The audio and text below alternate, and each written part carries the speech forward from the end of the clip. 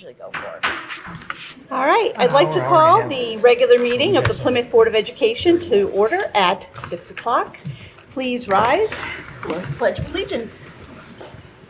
I pledge allegiance to the flag of the United States of America and to the republic for which it stands, one nation, under God, indivisible, with liberty and justice for all.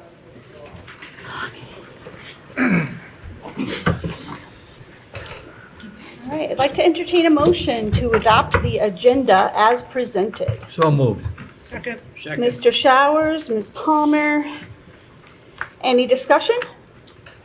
All in favor? Aye. Any opposed? Any abstentions? Motion carries. Okay. Item number 3. I'd like to entertain a motion to approve the minutes of the regular meeting of the Plymouth Board of Education of January 14th, 2026, as corrected. So moved. Second. Mr. Showers, Mr. Foote, any discussion? If none, all in favor? Aye. Opposed? Abstentions? Okay, motion carries. And entertain a motion to approve the minutes of the special meeting of the Plymouth Board of Education of January 22nd, 2026. Budget workshop number 1 for 26-27. So moved. Second. Mr. Bourbonnier, Mr. Showers. Any discussion on that one? All right. All in favor? Aye. Opposed? Abstentions? Mr. Foote. Mr. Foote abstains. Motion carries. All right, now our favorite part of the night, student representatives, Tiana and Fallon. Good evening. The 7th annual Chili Cook-Off was a big success. The event brought the community together and helped raise money to support students attending the Europe trip. There was plenty of great food, friendly competition, and school spirit throughout the day. Congratulations to Mr. Dimitri, who took home the win with his standout chili. Our winter sports teams are wrapping up their seasons and celebrating their seniors. Girls basketball is celebrating on the 18th, boys basketball on the 20th, and wrestling is tonight. We would like to thank all seniors who committed their time and energy to bettering THS athletics throughout their high school years. Reporting in with some school spirit news, our winter pep rally is happening this Friday and is shaping up to be a lively one. Classes will take part in color wars, freshmen in white, sophomores in red, juniors in pink, and seniors in black. So the hallways should look like a walking rainbow of competition. May the best class win. As always, the rally is timed with the Friday doubleheader rivalry game at Thomaston, a tradition we're proud to keep going strong. It's a great way to build excitement, boost morale, and bring the school community together. We're wishing both the girls and boys team the best of luck. Hopefully the pep rally energy travels with them onto the court. SAT strategy sessions will start on March 3rd and go for 3 weeks. Every Tuesday, juniors will have the opportunity to learn strategies for reading and writing sections on the SAT. Every Thursday, they will learn strategies for the math section. In previous years, students have reported feeling more prepared for the test after the month-long intensive. After this testing season, we will check in with our current juniors to ensure test prep still aligns with the topics on the test. The Career Center has many fun trips coming up. In the following weeks, they will be visiting CCSU for a campus tour. They will also be traveling to the Hartford Yard Goat Stadium. Here, students will have the opportunity to learn about sports management and all the different jobs they can have in the sports industry. 12 deserving juniors will be officially inducted into the National Honor Society on the 24th, including Tiana. The ceremony will include several speeches, including ones from the president and vice president. After the ceremony, students will be able to enjoy a light breakfast with their families. Congratulations to all new members. The Cherryville High School Variety Show will take place on Friday, March 6th, and we are currently inviting students to participate as performers, hosts, musicians, comedians, dancers, magicians, poets, and other talents. The show is organized and run by Miss Avcali and serves as the school fundraiser that was very successful last year, generating strong participation and support from the community. Key dates include the first rehearsal on February 24th, a second rehearsal on March 3rd, and a mandatory dress rehearsal on March 5th, and the final performance on March 6th. For the past 2 years, Student Council has been going back and forth on how to bring more color to the walls of THS. Last month, we came to an agreement. We decided to create large digital posters that represent every club and sport THS has to offer. Since that seems like quite a lot, we created a subcommittee to tackle our sports teams first. Together, the subcommittee made timeless posters to line the gym walls hallway. Yesterday, we received approval for them to be hung and mounted in frames. We cannot wait to have them printed and hung, and we're excited to put our club funds towards something the whole school can enjoy. Thank you. Do you have any questions? Any questions for our reps? I have a question. Yes. How many birds have we saved so far? So, who knows? Countless. Countless No birds. birds sent. Countless birds. Yes. I'm glad you guys are taking that on with the artwork. When I took over as the principal here, the building was about 2 years old, year and a half old. There was not one piece of artwork on any of the walls, and so we tried, but this is a great initiative, so good job. Thank you. Absolutely. I just have one question. Of The course. chili cook-off, Mhm. how long has that been going on? The 7th annual. Okay, so 7 years. Yes. It smelled good. I would definitely, if the school is putting it on, I think you need to market it a little bit better. We will bring that to Mrs. Avcali and her whole crew. You know, because chili cook-offs are very, very popular, very popular. And I think really if you get some advertisement that goes along with it, and whoever, I probably would say to assume is put an advertising committee together to facilitate people in town and people in other towns that can come to a chili cook-off. All right? And that'll help you guys to show whomever's on that advertising committee on what you need to do to advertise in order to bring things in. And somebody may turn around and like that type of career, as you say, what's going on with the Career Center and bringing people along. So that might be something that you may want to talk to Mrs. Avicali about. All right? Thank you. Thank you. You're welcome. Anyone else for our student reps? I just want to say, Tiana, congratulations. You should be so proud of yourself. Thank you. All right. Well, ladies, as always, you are welcome to stay, but you may go if you have something else to do. Thank you. Have a good night. Thank you. All right, item number 5, public comment. We will start with in-person public comment. Please feel free to come to the podium, sign up on the sheet provided, tell us your name and address, and then let us know what you're thinking. And you have 2 minutes. Okay. And the boss says 2 minutes. Okay, well, there's another chance later, so if you want to talk later. Mrs. Malillo, any online public Nope. comment? No? Okay. That's because I remembered to ask. I know, exactly. All right, item number 6, presentations. Mrs. Malillo. So I'll go.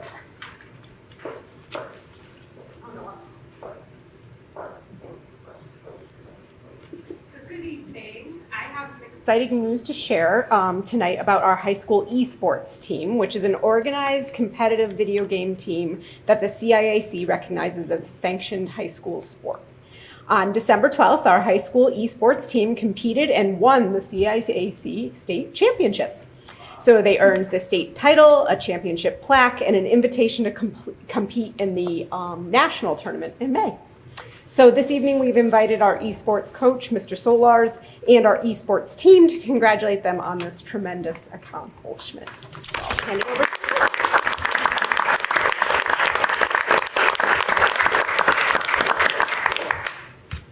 Mr. Solars, do you have a few things you'd like to say, or? Sounds like yes. Come on up to the podium. I mean, I'll keep it short, but we started the program 4 years ago, and it was just some kids that were interested in coming together and play video games. So they came to my room, we brought some TVs in and some donated equipment, and there were probably like 20, 25 kids in there. And that was pretty cool. And so kind of started asking around, and you start to realize that this is competitive. It's not just a club. And it's unique. It's different. We're kind of meeting kids where they're at versus, where it's just been tradition. And so we looked for opportunities. I networked with a few different coaches in college ranks, and they helped support. Reached out to Mr. Holtz, and he was very supportive, and administrative was so supportive. Tech was so supportive, and just getting it off the ground. And the first few years were rough. This is our 4th year, with the program, their third year really being an e-sport. And then, we just start networking with the players and getting them together, and you kind of find out who's interested, and we kind of bring them along. And I think one of the best stories is, kind of identified through the kids that Marcus is a really good player. And I approached him. I'm like, we'd really like you to join our esports team. And he's like, I don't really know. I don't know if I'm really up for that. It's like, can you come in and kind of show us some things? And he came to one of our practices, and after a half an hour, he's like, I'm in. And so it's been a really cool experience. And we added some more players. We've increased our team. Our hope is to not just be focused on Rocket League, but we've added chess this spring, and we're looking to add more programming in the future. We want to be a flagship program, and we really think we're onto something here. Community's been really supportive with family and fellow teachers, and my co-coach Nick Ritchie couldn't do it without him, and so it's just been a really cool experience. And we're also excited for the spring season, which kicks off on Thursday, and we're going to see what happens in nationals. So really looking forward to it. Really happy with it. So thank you. Congratulations. Yeah. Congratulations. Stay put for 1 minute because we're going to call for a recess to take a picture, if you don't mind. Very good. Okay. So with that being said, I would like to call a recess at 6:11. 6:11. I forgot my phone, so I don't have a watch. 6:11 p.m. for pictures with the esports team. Okay.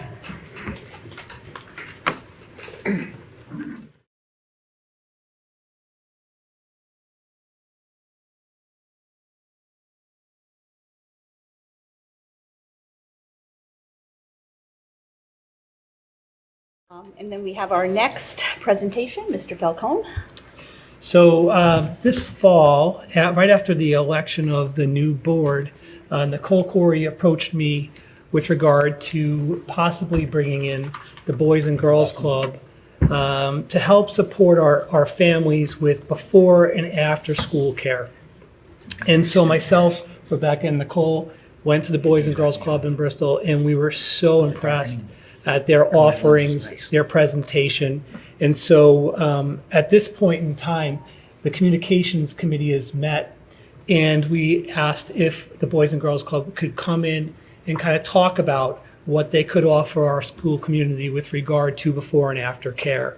So we have them here this evening. And Nicole, I don't know if you want to introduce all of our guests.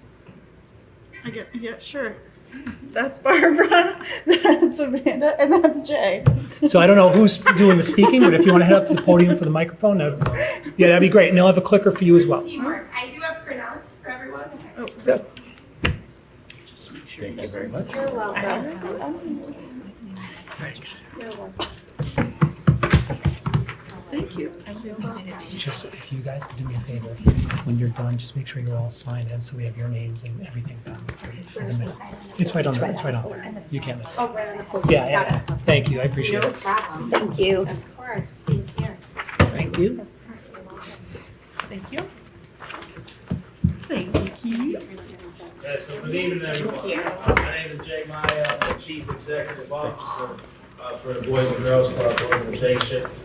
So first and foremost, I want to thank you all for your time. Shout out to the young ladies. They did a great job. 'Cause, that's kind of like what we're all about, is our kids are our products. So, they presented very well. The data was there. They're doing great stuff, the outcomes and the data, right? So we'll talk a little bit about that and how impactful the things that we bring to the table. So we'll get into a slideshow and then we'll open it up for questions. Is that okay? From the board, yes. Yeah. So our goal is, see on the slideshow, get it going here in a minute. The goal is to provide resources, right? So resources with programs that are quality, programs that have staff that have been trained as youth development professionals, adult staff, adult supervisors. We'll get into it, but there's some younger teams that help out, but there's always an adult with supervision that have to go through trainings through Boys and Girls Clubs of America. So our goal is to come in and give a world-class experience for the kids. You know, safety and fun.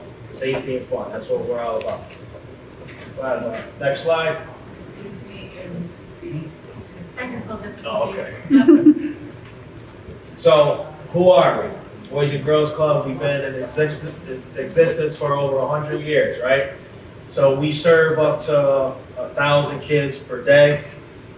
We have 12 different sites and 134 employees. So out of those 12 sites, we'll get into it a little later in the presentation.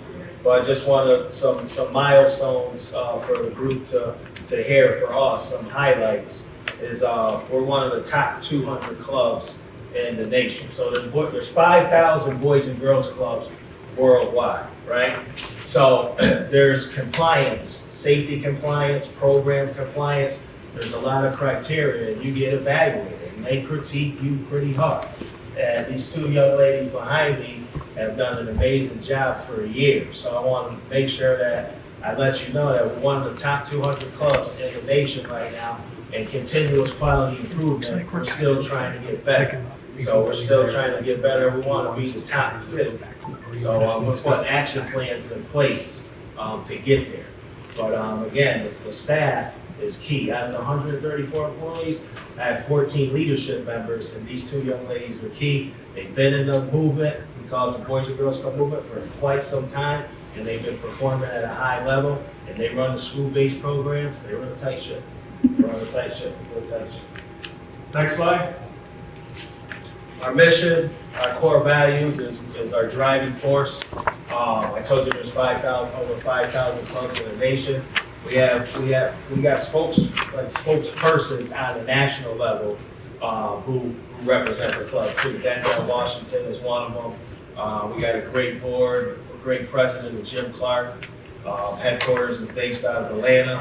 They provide us with a lot of curriculum and resources for trainings, and that all happens on board, during the onboarding process. We have a strong commitment to include. Here's our take out. Whatever we do, we're working with kids. Everyone's included. It doesn't matter. Doesn't matter at all. Everyone's included. We always look at stuff as teachable moments. Conflict resolution, teachable moments. They're kids. You know, this is what we do. We got so much pride and passion. We've been doing it for so long, and that's what you have to do. So every situation, you got to look at things as a teachable moment for our kids. You know, they go through rough times. The world is changing like no other, and you got to be there for them. And we use love and logic. So all of our programs, there's 3 priority outcomes. So any program that we run is under this umbrella here on the slide. Okay, so the academics, the character, citizenship, and healthy lifestyle. So those are 3 priority outcomes. And we have a formula, we call it like a medicine. So I would say, Brian, if you're gonna run, it could be a basketball program. It could be homework help called Power Out. It could be a torch club, which is at the school-based sites we run. Once a week, a leadership club, somebody's a president, vice president, they keep minutes, they do service learning in the community, right? Or right in the clubhouse. You dip this formula, this medicine into the program, no matter what we do. You make sure it's safe, talk about how it's gonna be safe, examples on how it's gonna be safe, gotta make sure it's fun, expectations have to be there, and you have to listen to the kids and give them a sense of influence. That's what it's all about. That's part of our success. So I'll get into our locations, we'll zip through this pretty quickly. But out of our 12 sites, our main site is located at 255 West Street. So that's where it comes in, that we want to be a part of the team, we want to be a part of the family. That facility is an $11 million project. It's a beautiful facility, and we can serve middle school and high school kids at this site, as well as elementary school. So you guys could feel free to look through the slideshows at your own leisure. I won't get into this too much, but it involves our teen center, and also, non-school days, what we do on non-school days, the times that we're open, some of the minimal costs, the summer programming, and our athletics too. We have a huge athletic program, and we just don't serve kids in Bristol. We have kids from West Hartford, Avon, even here, Terryville, Plymouth, for gymnastics. So I'll show you some of the different locations. We got kids from all over serving Central Connecticut, Plainville, and a lot more. The Imagination Museum is one of our 12 sites. So once you're part of the team, you get an opportunity to visit the museum as part of the membership. We have an early childhood education program within that building. It's NIAC accredited. If you guys know anything about being NIAC accredited, you know the work and the admin work that goes into it. So we celebrate that every time we win. It's like a championship. Like the team that did a great job. It's like yes. Yeah. So we are NIAC accredited. It's a beautiful building, great staff. And that's one of our awesome locations. Cambridge Park is another one of our 12 sites. We're pretty diverse and we're unique than other Boys and Girls Clubs because we have so many sites that we're in different neighborhoods and stuff in different areas. So this one's in public housing. So off of Jerome Avenue and Davis Drive, we serve over 400 kids a year right in public housing. There's 190 apartments and the staff really doing an amazing job. This is our gymnastics program. Just some exciting news. We're at capacity, so we're in the process of purchasing a new facility that's triple the space. So there's about 500 kids now that we serve through our gymnastics program. And our director of operations has been doing it for over 20 years. Over 20 years. So so this gives us an opportunity to expand and serve a lot more kids. So this is where Jay gets to tap me in and I get to talk about what I get to do every day. We thought it was important just for the community to understand who we are as an organization, what opportunities the youth have. So that's FCG, if you live in Terryville, Plymouth, you can also go to the preschool at Imagination. What we're here for today even more is to talk about our school-based programs. So Barbara and I oversee 8 school-based locations currently. 7 are in Bristol and 1 is in Burlington. There we are a state licensed facility, so we do have our inspections and regulations that we have to follow, qualifications that the staff have to obtain. Thank you. So our programs operate in the schools and we start as early as 6:30 in the morning and we're there until school starts and we dismiss the kids off to morning recess or their teachers, whatever the school prefers for dismissal. And then at the end of the school day, we are there until 6 p.m. We operate Monday through Friday. If school's in session, we are there. With that, the kids that are with us do receive a morning snack and an afternoon snack, as well as programs and activities. We do homework help, as Jay had mentioned, and we run Boys and Girls Club recognized programs, as well as additional programs, arts, recreations, outdoor activities, really keeping the kids engaged, that they don't even notice that 3 hours after school just passed while mom and dad or any other guardian is currently working.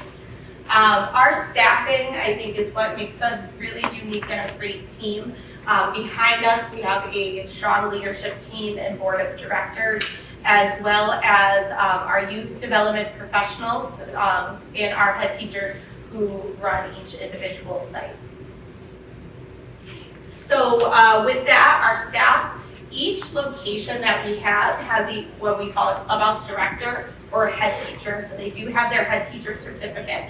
And then each location has a program assistant. Every program assistant number 2 They also have their head teacher's certificate, and they are 18 plus. Any additional support staff could have any educational and background. We do have the staff, our background check, and the onboarding includes DCF mandated reporter training, Boys and Girls Club training, and training through Office of Early Childhood. They do have a minimum hours that they have to complete of continuing education every year. Staff are also med certified, first aid, CPR, AED, medication administration, and EpiPen administration. The number of staff depend on the ratio. OEC ratio is 1 to 15. So each location would depend on the enrollment that we would have. Tuition, we are a fee for service program. So our tuition runs from $90 a week up to $150 a week. With that, we understand that financials can sometimes be difficult. So we do offer Care for Kids, which is financial assistance through the state of Connecticut. I also process the Care for Kids documents, and we help families through the process of applying, their annual redeterminations that they have to complete, as well as parent-provider agreement forms that get sent in. A little bit of work right here for kids. A little bit of work, a little bit of going back and forth with the state, but it significantly helps families that need help to pay for child care services. So what are we doing here today? It's how we can provide resources and support to your community.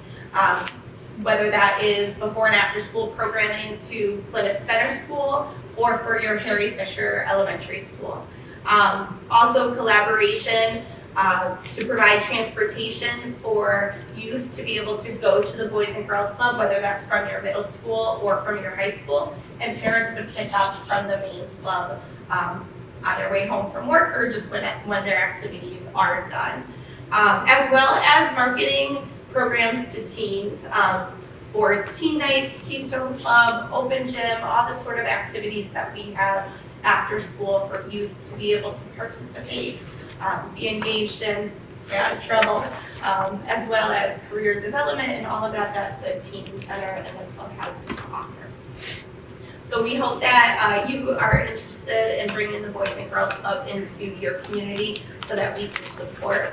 We'll take questions now, but we also left our contact information. You are welcome to call or email or anything if you have questions or someone from the community have questions. I thought there was a point that you made when we met the last time about like snow days. If we have an early dismissal and or a day where school might not be in session, but you're still open, could you just elaborate a little? I'd love to talk about that. So on the slide where it says main club non-school days, that is something that we have to, Barbara's backtracking here.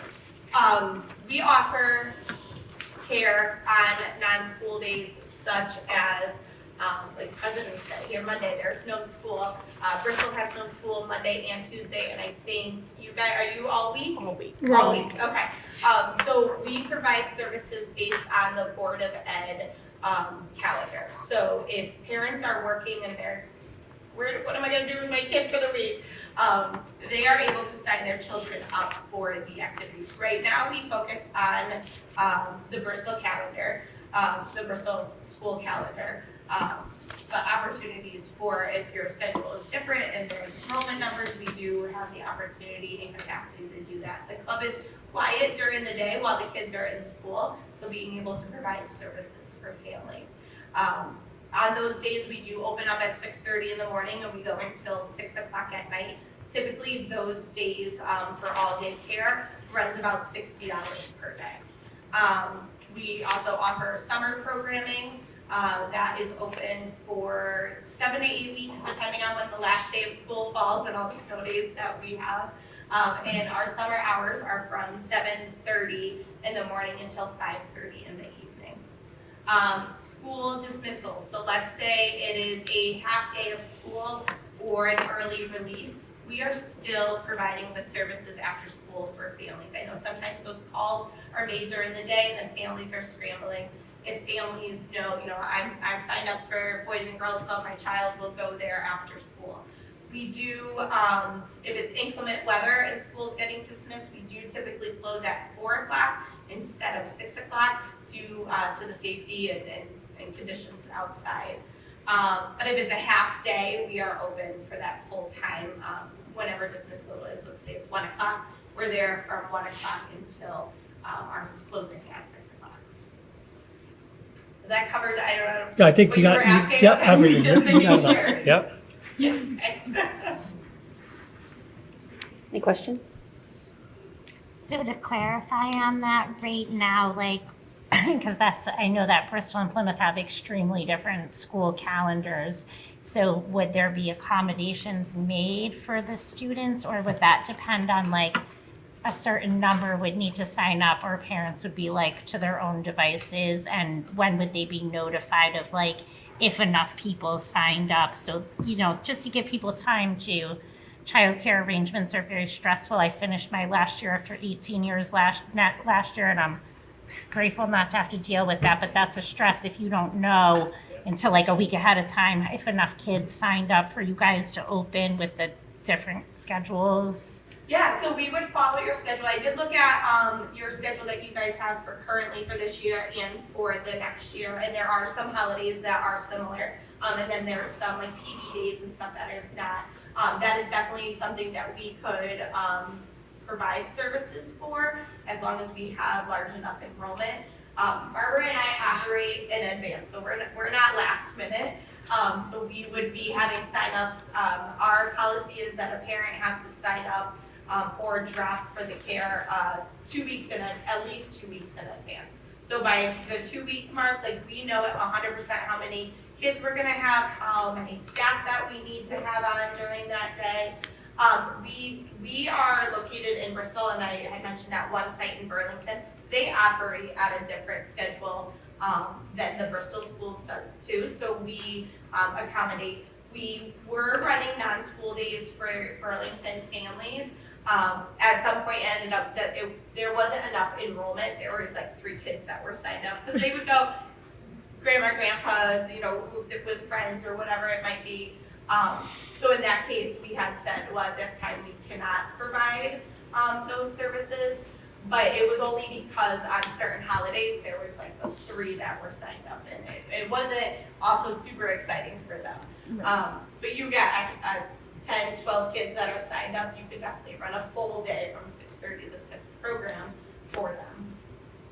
How often do your rates change? Is it a yearly increase? Has it been this way for? Every so often, I wouldn't say a yearly increase. I think it was 4 years ago now that we had increased last, and that was because the state of Connecticut was increasing all of their minimum wages, but we have not increased. Yeah, and I can tell you now, that's part of my call. I'm not looking to increase.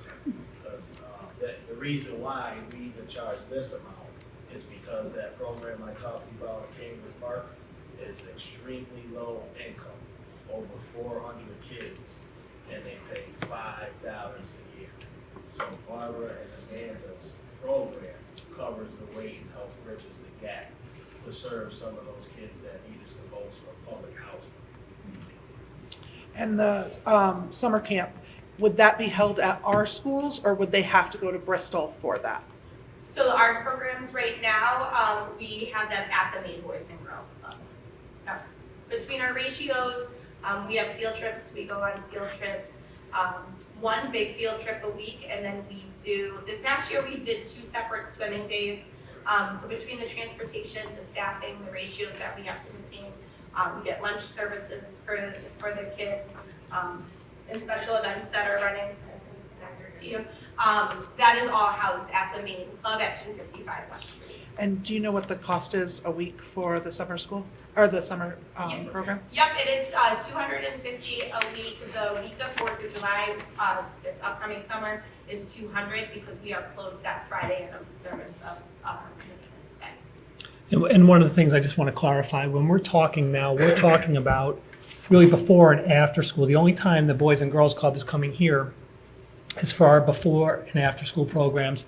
really at Plymouth Center and Fisher, because even the middle school would be going to your club after, and the high school would be going to your club if they needed after-school or off-day support. And any programs you would normally run, such as your summer programs, they're just running them as usual. So there's no change there. Yes. And at this time too, we accept anyone in our summer programs. You don't have to be a Bristol resident. So Terryville, Plymouth, Plainville, Southington, everyone has the opportunity to go to the summer program as well. That includes the museum. Does that also apply for the middle school students, or they would have to join the Boys and Girls Club or live in Bristol for the middle and high school students to be able to go to the Yeah, we have activities? kids outside of Bristol that have members that, get dropped off at transportation to the teen center and to different athletics. And one of the things we talked about with the middle school and high school students that was really fascinating was the actual price point for the kids to go there and what it would cost a year for a family. Could you guys cover that real quick? Of course, the membership for the middle school program is currently $150 for the year. So membership starts in August and it runs until June, because then we transition to our summer. For the teens, it is a discounted membership fee of $50 for that same year. So that includes programs such as robotics. We got a beautiful teen center. There's a lot of stuff that's donated by ESPN. We have a great relationship with them. That's the teen center. Have a lot of different activities. We got a photography club, a journalist club. So listening to those young ladies, I'm like, oh. And there's a lot of benefits for the teens and middle school too. I mean, there's recognition as part of those 5 key elements of positive youth development that we talked about. So you gotta recognize the kid. We like to celebrate small wins, big wins, so a lot of incentives. And that middle school and the teen membership, that's not just necessarily about an after school or before school. They're getting the full Boys and Girls Club membership experience. They have full access. And then just one more question, and I forgot the answer to this, I truly did. If you have siblings for our in-school programs for before and after, is there a discount for siblings? Yes, so we currently offer a 5% discount for siblings, as well as any military families. We provide a 5% discount as well. My question is how soon would you be looking to bring this program in? Are you looking to bring it in yesterday, or are you looking to bring it in the first of the school year, which would be more than likely end of August, beginning of September of 2026? That's a great question. So we had talked about doing like a needs assessment to see where the needs are in the community as before and after school programs needed. Because we are licensed through the state of Connecticut, we have hoops to jump through, applications to fill out. We have to have local health and fire inspections that we have to have conducted. Office of Early Childhood would have to come in and also do the inspections. We would have to have our designated head teachers hired, and so we have to conduct all the interviews to bring in additional staff to either fill in at our other programs as we bring seasoned staff in, or however that staffing might look. So to answer your question, we would be looking for the start of the school year, but because of all that legwork, we would have to start it prior. We talked about a date where we would have to inform them if we're interested in that partnership, but we also spoke about some sort of a kind of a forum to have a discussion, and so people could have interactive questions and answers with regard to your program, not just us as the board. So we talked about scheduling something like that. That was through communications, and so I don't know where you landed on that. We had 3 dates that we had to see if it worked, and then we were gonna decide on that. Okay. I'm not So sure. more to come on that. If the board's interested in moving forward, we can hold that forum, and then from there, just gather more information and hear from who this might impact as well. Yeah, the numbers, in looking at that, would you be looking for a specific commitment of like a certain amount of students would need to participate. And if, say, a lot of people sign up at first and that changes, at what point would you pull out because we wouldn't be able to staff for such, you know what I mean? Like what level of commitment? And then you said an interest survey, like how would you be taking some initiative in that to like reach out to the community so we can all get an idea of like who would be interested, who would say they're interested, but then when the time came wouldn't actually sign, you know what I mean? I've heard the question over on Nancy Bar for a minute, but just to comment on that, pulling out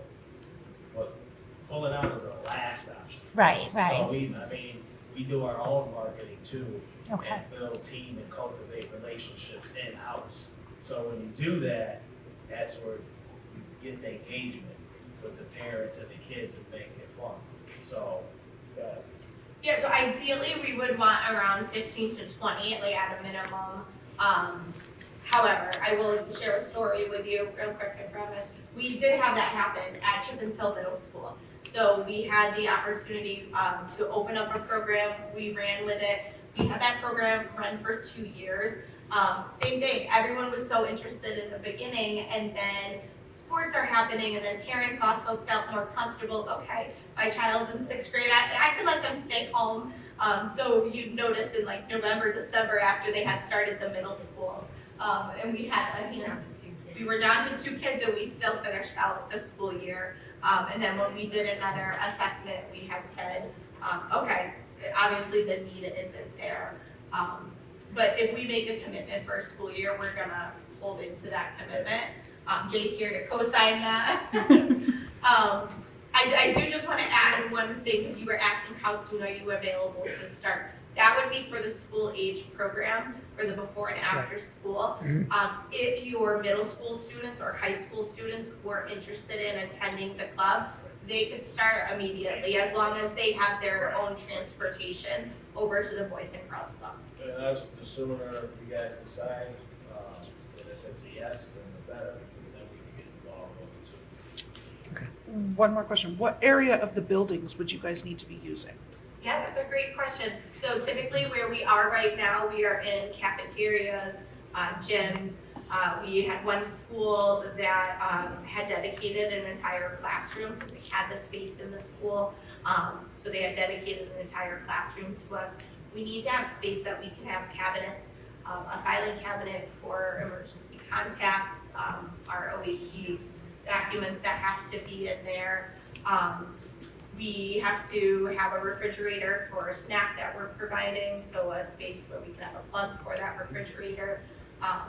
So typically those are like the ideal spaces, is a cafeteria. If there is a classroom in one of those 2 schools, that would be ideal as well. We will make it work with whatever is available.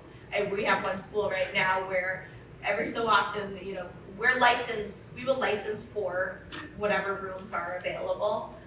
So if you say like the library, in the event that there's a meeting in the cafeteria, we gotta shift everyone. Our staff are extremely flexible. We have that happen in our school. They're setting up snack and homework and getting everything ready for the day, and the principal walks in and says, actually, I need this space. And then we're shifting and we're moving. We also use an online management system called ProCare, so everything is online. Parents are able to register online. The greatest part of that is communication. So we are able to text out to the families, and it can do a blast to them. So if we do have to move locations, like we're in the back gym today, can you guys pick up through that back door?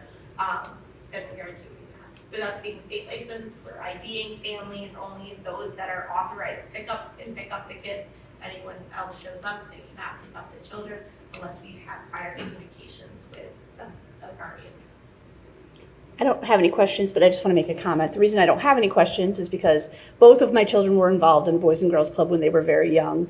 And they went to St. Anthony School and had gym class with you, Mr. Maya, at one point. And they went to Boys and Girls Club to have gym class. And as they got older, they were involved in sports and things like that.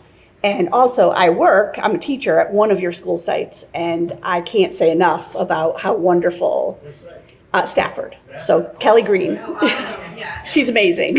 But yeah, so this is all not, new news to me, but just wanted to say that I've seen it in action and it really is quite wonderful, so, yeah. Appreciate your kind words. Yes. Brought me back great memories. Yeah, and the building is, the site is amazing too. It's a gorgeous building and, the basketball courts and the teen centers and everything. It's really, really nice. Got an arcade. I want to go hang Yeah. out there. And we do walkthroughs and tours, so if anyone is interested, or you have our contact information, and we're more than happy to. Yeah. And we could do a site visit as well. Stafford Kelly is amazing. Kelly has been in the movement for over 30 years. Yeah. She is one of our highest performing staff on our team. For being in the movement for 30 years and always coming up with new ideas, like she's not still. We usually walk into the office and she's got some craft or something the kids do. We're like, what did she do now? Kelly's over 30, Pam is over 50. 18 years. Wow. 20 coming up next week. Well, that says a lot. You've been there for a long time. Thank you very much. Thank you very Appreciate much. it. We appreciate it. Thank you. So, I'll take them and then we'll hand them out, and then we'll be in touch with regard to that forum, and we'll go from there.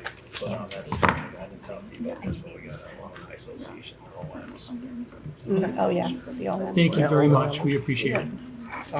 Just my comment to you guys, great presentation. Thank you. I know many years ago, Mayor Merchant had talked to Mike Chopar, who used to be the director, and was looking to bring in the Boys and Girls Club into town. But unfortunately, I have no idea where that went. But I know at some point in time, the former Mayor Merchant was looking to bring the Boys and Girls Club into town. So, but unfortunately, it didn't come to fruition, so now you guys are back again. So we didn't forget about you. Thank you. You're welcome. Appreciate your time. Thank you. Yours too. Guys, Appreciate it. Have a great night. you too. You are. I know, I'm handing things out. I can do that. Thank you. All right, we are moving on to item number 7, superintendent's update. Yeah, both. Good evening, everyone. So the Area Cooperative Educational Services, or ACES, which is the RESC down in Hamden. We work through Ed Advance up in Litchfield, but the RESC down in Hamden has invited the Plymouth Public Schools to participate in an amazing interdistrict arts integration grant. It's a lot to say, in the 2026-2027 school year. This grant would take 25 of our 5th and 6th grade students and 2 teachers, and it would send them on 3 field trips. The first one would go to the Yale Peabody Museum, the second would go to the Connecticut Children's Museum, and the third one would be the Lost in New Haven experience. These trips are designed to bring together students from urban and suburban districts, and also to offer our students the opportunity to see and experience art outside of our community. There's absolutely no cost to parents. There's absolutely no cost to the district. The grant completely covers the 3 field trips, the transportation, the food that the kids will eat that day, and any additional staffing costs. They cover everything. And so reading through the grant, I did sign off on that grant. So we will receive that for the 2026-2027 school year. It was a great opportunity for us. With the somewhat warmer weather out there, we're having some snow melt. And we're experiencing issues on 2 of our roofs. Our Plymouth Center roof, in the front section, we have ceiling tiles that are becoming saturated and they're falling to the ground. And at Fisher, we have ice dams and water leaking in right near the cafeteria. Both of these roofs are on our capital improvement plan. They've been on there for a while. And in your board packet, I put an article about Torrington and how they pushed off the renovations on their roof projects for a while, and now how much more it's going to cost them to complete the same project and just kicking that can down the road. So I provided you that article. As you know, last week I sent a letter, and I copied all of you to the Board of Finance, the Town Council, and the Capital Improvements Committee. The purpose of the letter was to clarify two important points. First, while the Board of Education is responsible for the daily operations and routine maintenance of our buildings, major capital improvements and renovations require town authorization, local funding, and they have to be included in the town capital improvement plan. Our school district does not have the budget capacity or the legal financial structure, so it's not possible for us to take on projects such as roofs independently from the town. This is a major capital improvement piece that needs to be put into the town budget to resolve. That was the first point of clarification, that we don't have the structure to do it. The second piece of clarifying news dealt with confusion over the state reimbursable school construction grants for projects such as a roof. Per the state statute, local funding must be in place prior to us submitting a school construction grant application. So you see schools getting 70% back on their roofs and whatnot. In order to do that, the town has to, one, accept and approve the project to be done. Two, they need to secure the funds for the project through a referendum. After both of those things are done, we could then complete the state reimbursable school construction applications.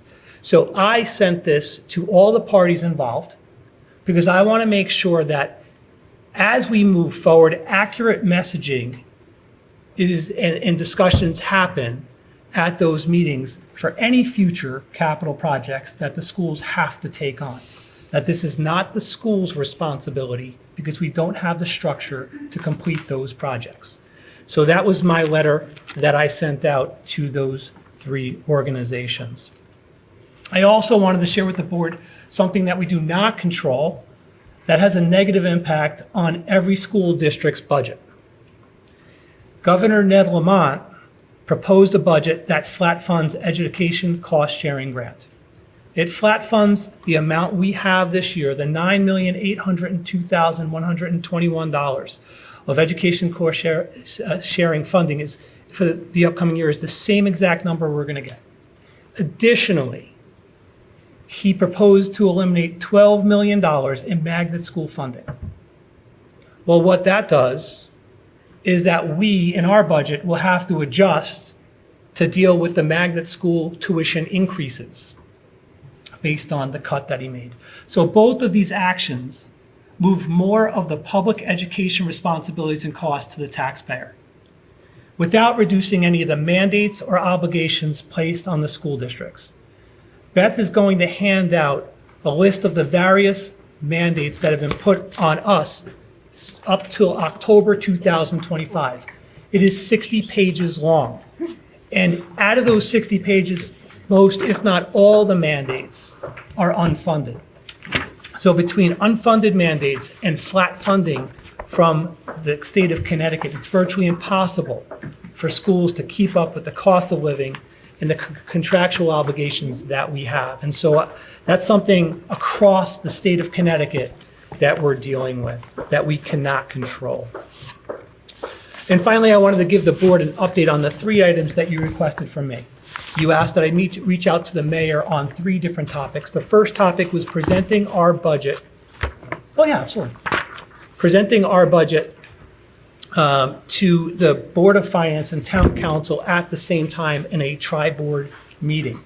The mayor has gotten back to me. He feels that it's the responsibility of the Board of Finance to present their final budget recommendation at that tri-board meeting and the one tri-board meeting that we hold. So he was not in favor of having us present to the tri-board, but he was definitely open to us presenting our budget to the town council prior to the tri-board meeting, kind of separately, so we can advocate for our proposals to the town council. So it would be two separate meetings in presenting to both, but he didn't feel one meeting was tough. I think a lot deals with the logistics of putting together a tri-board meeting and all the rules you have to follow, so it's easier in talking with the mayor to do the meeting separate and the presentation separate. So I thought that was fair. The second thing you asked me to look into is the quarterly meetings with the Board of Finance and Town Council. So with that, we have the same kind of concern with quorums. So instead of quarterly meetings as entire boards, the mayor recommended that we create an advisory group consisting of board chairs and/or delegates or designees, I'm sorry. The mayor, the town council liaison, who has joined us this evening, so thank you. The town finance director, Matt, and myself. So we could sit down and we can have open lines of communication and we could discuss any concerns or confusion with regard to the budget. I thought that was a really good idea and suggestion on his part as well. And the final thing you asked me to look into were the school building safety issues and collaborating with the town. The mayor is requesting a little more information from me with regard to that and what it could look like, and he wants to sit down and have a conversation. So him and I are going to sit between now and our next meeting and just kind of talk about some ideas that have been put on the table in the past. So I don't have an update on that, but we do have a meeting that we're going to schedule between now and our next board meeting. So that's all I really have for this evening. I don't know if you have any questions on the information that I shared. Are we in danger of getting mold in the buildings with the leaking roofs? Well, the tiles are down now, and so we have probably buckets. I know at Fisher, the tiles weren't up already. Yeah, the tiles were, when we walked at Fisher, the tiles were already down. They've actually been down because that leak in particular has been consistent for quite a while now. So it didn't make sense to keep putting tiles up so that I can keep taking them down. Is there electrical wiring up there that could be getting damaged from this water, or like HVAC systems that are rusting that were like creating other extra bigger problems? So it's water, so I can't answer the question because water has its own has its own mind. But there is when we were at components, Fisher, right? when you looked up, there's not electrical there. I mean, there are lights there, but not exactly in that particular spot. Okay. But as you know, water is, it's kind of its own animal. It finds its way around. So, Just ask Eli Terry. Yeah. so, and these are, right, but the locations that Brian is talking about are the ones that we've been concerned about for a while. And while we're talking about this is a little off of my report, but I know Matt's going to speak about this in a little bit. Those are two items that are on our capital improvement list, so those two roofs. But we also have something else that's on our capital improvements list for a while, and now we're at the point where we have to take action at some point. Do you want to talk about that now, or do you want to do it on I was going to talk about it.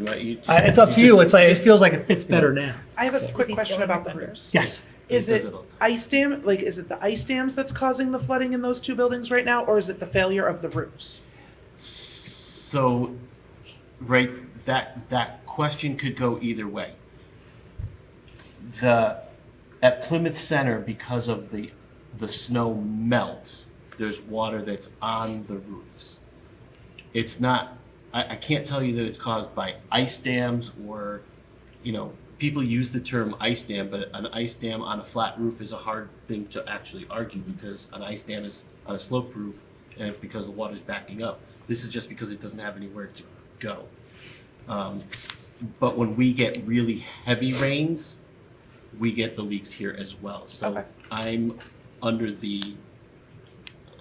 my opinion is that it's part of the roof that needs to be done. Yeah, and then at Plymouth, at Fisher, it's in the location that we were specifically talking about, Jerry was there during the walkthrough, is in a corner that our facilities folks have, and we've also had contractors that have patched numerous times, and it just keeps coming. It just finds the next way to get to there.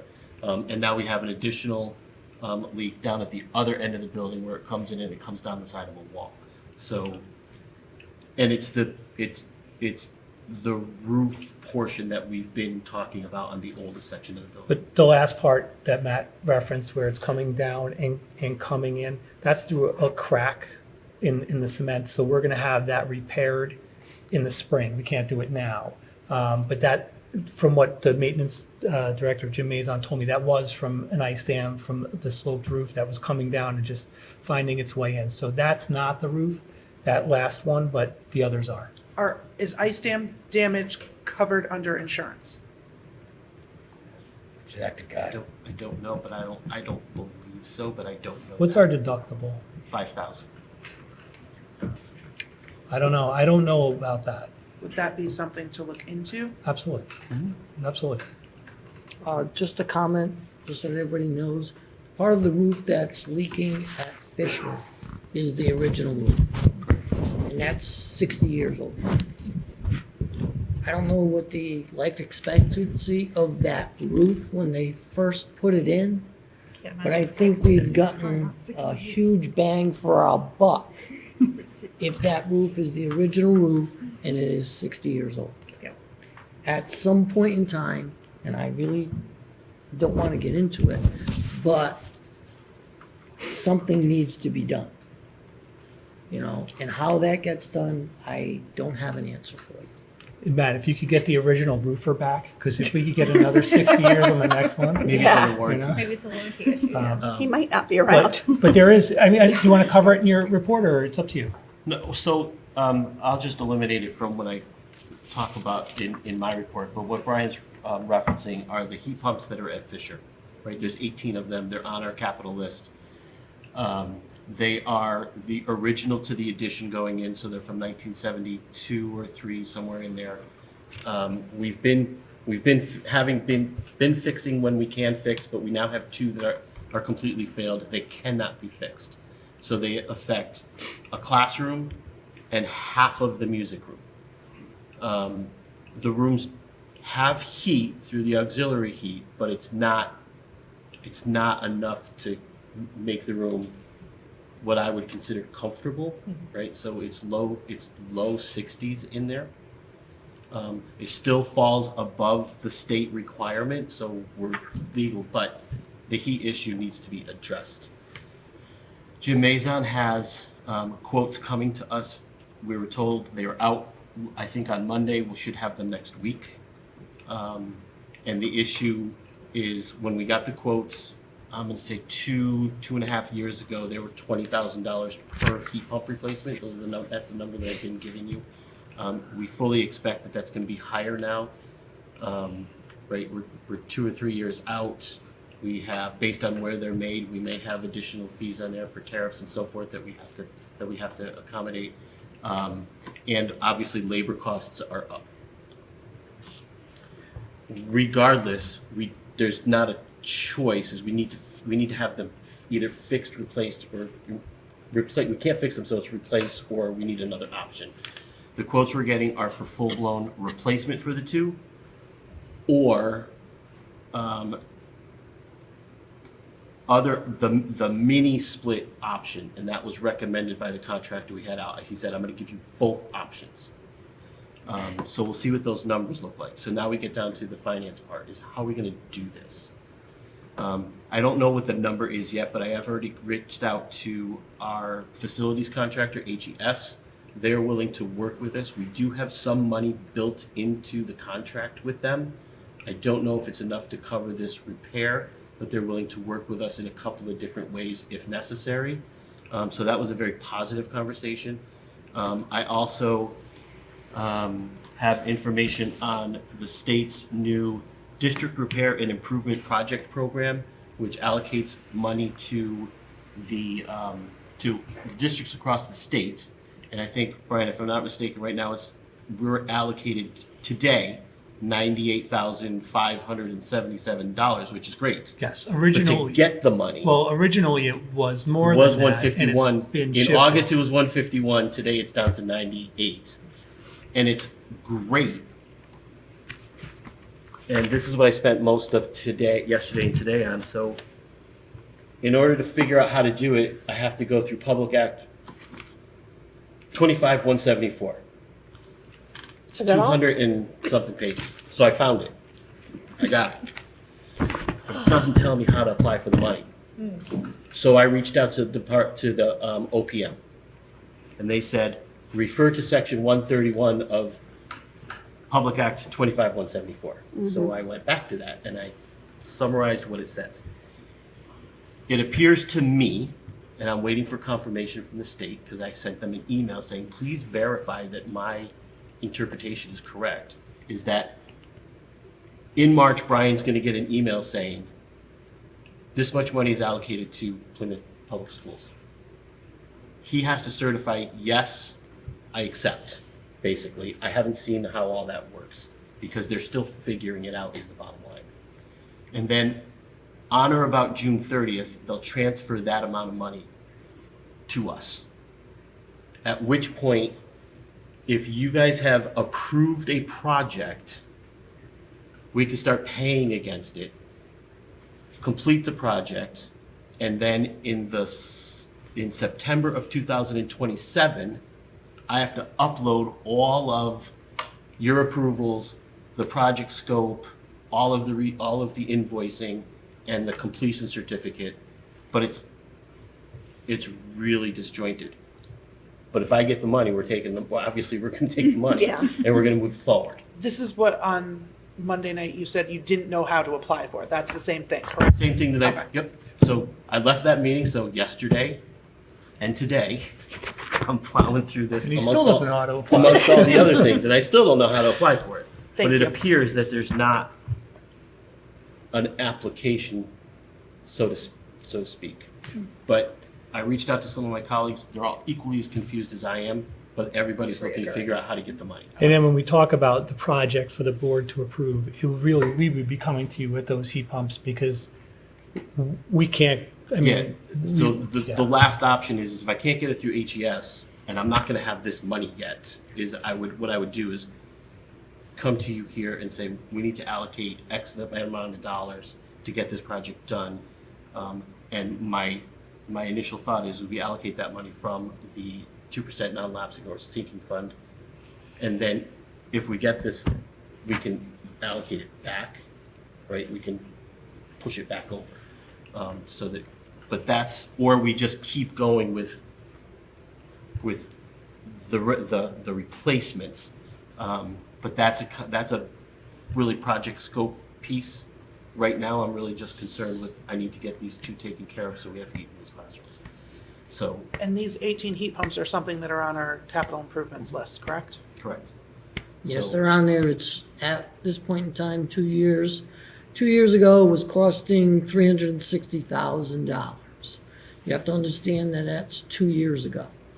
Probably safe to assume, looking at inflation and depending on where these heat pumps are made and what type of tariffs that might be incurred, because they could be assembled in the United States, but they come from foreign parts from different countries.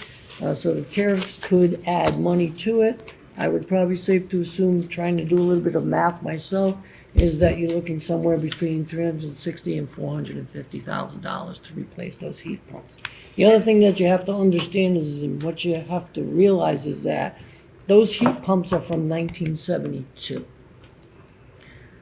The technology now that goes into heat pumps, a lot better than the technology in 1972 with those heat pumps. If we were to put brand new heat pumps in with the technology that we have now, how much money are we gonna save in electrical costs? And it is a noticeable heat difference when you walk from one end of Fisher to the other. Absolutely. I mean, the kids even know to bring extra layers when they have specials and stuff like that that are in that end of the building.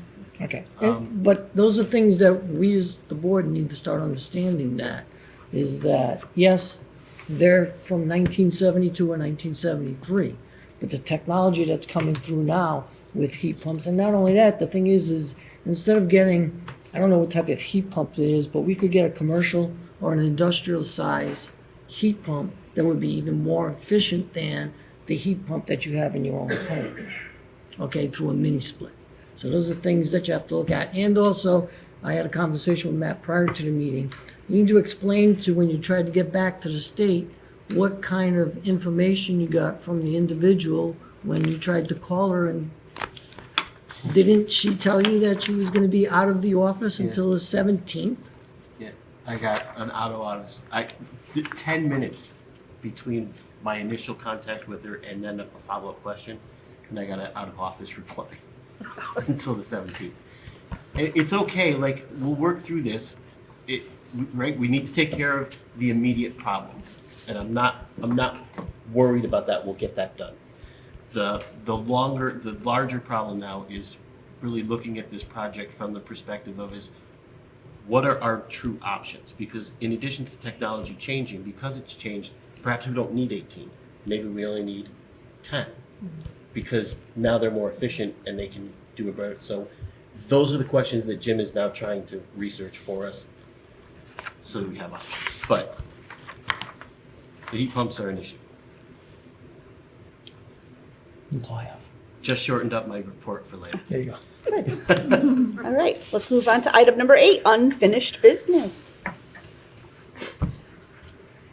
Well, we spoke about our 5-year strategic plan. It's in draft form still, we've never adopted it.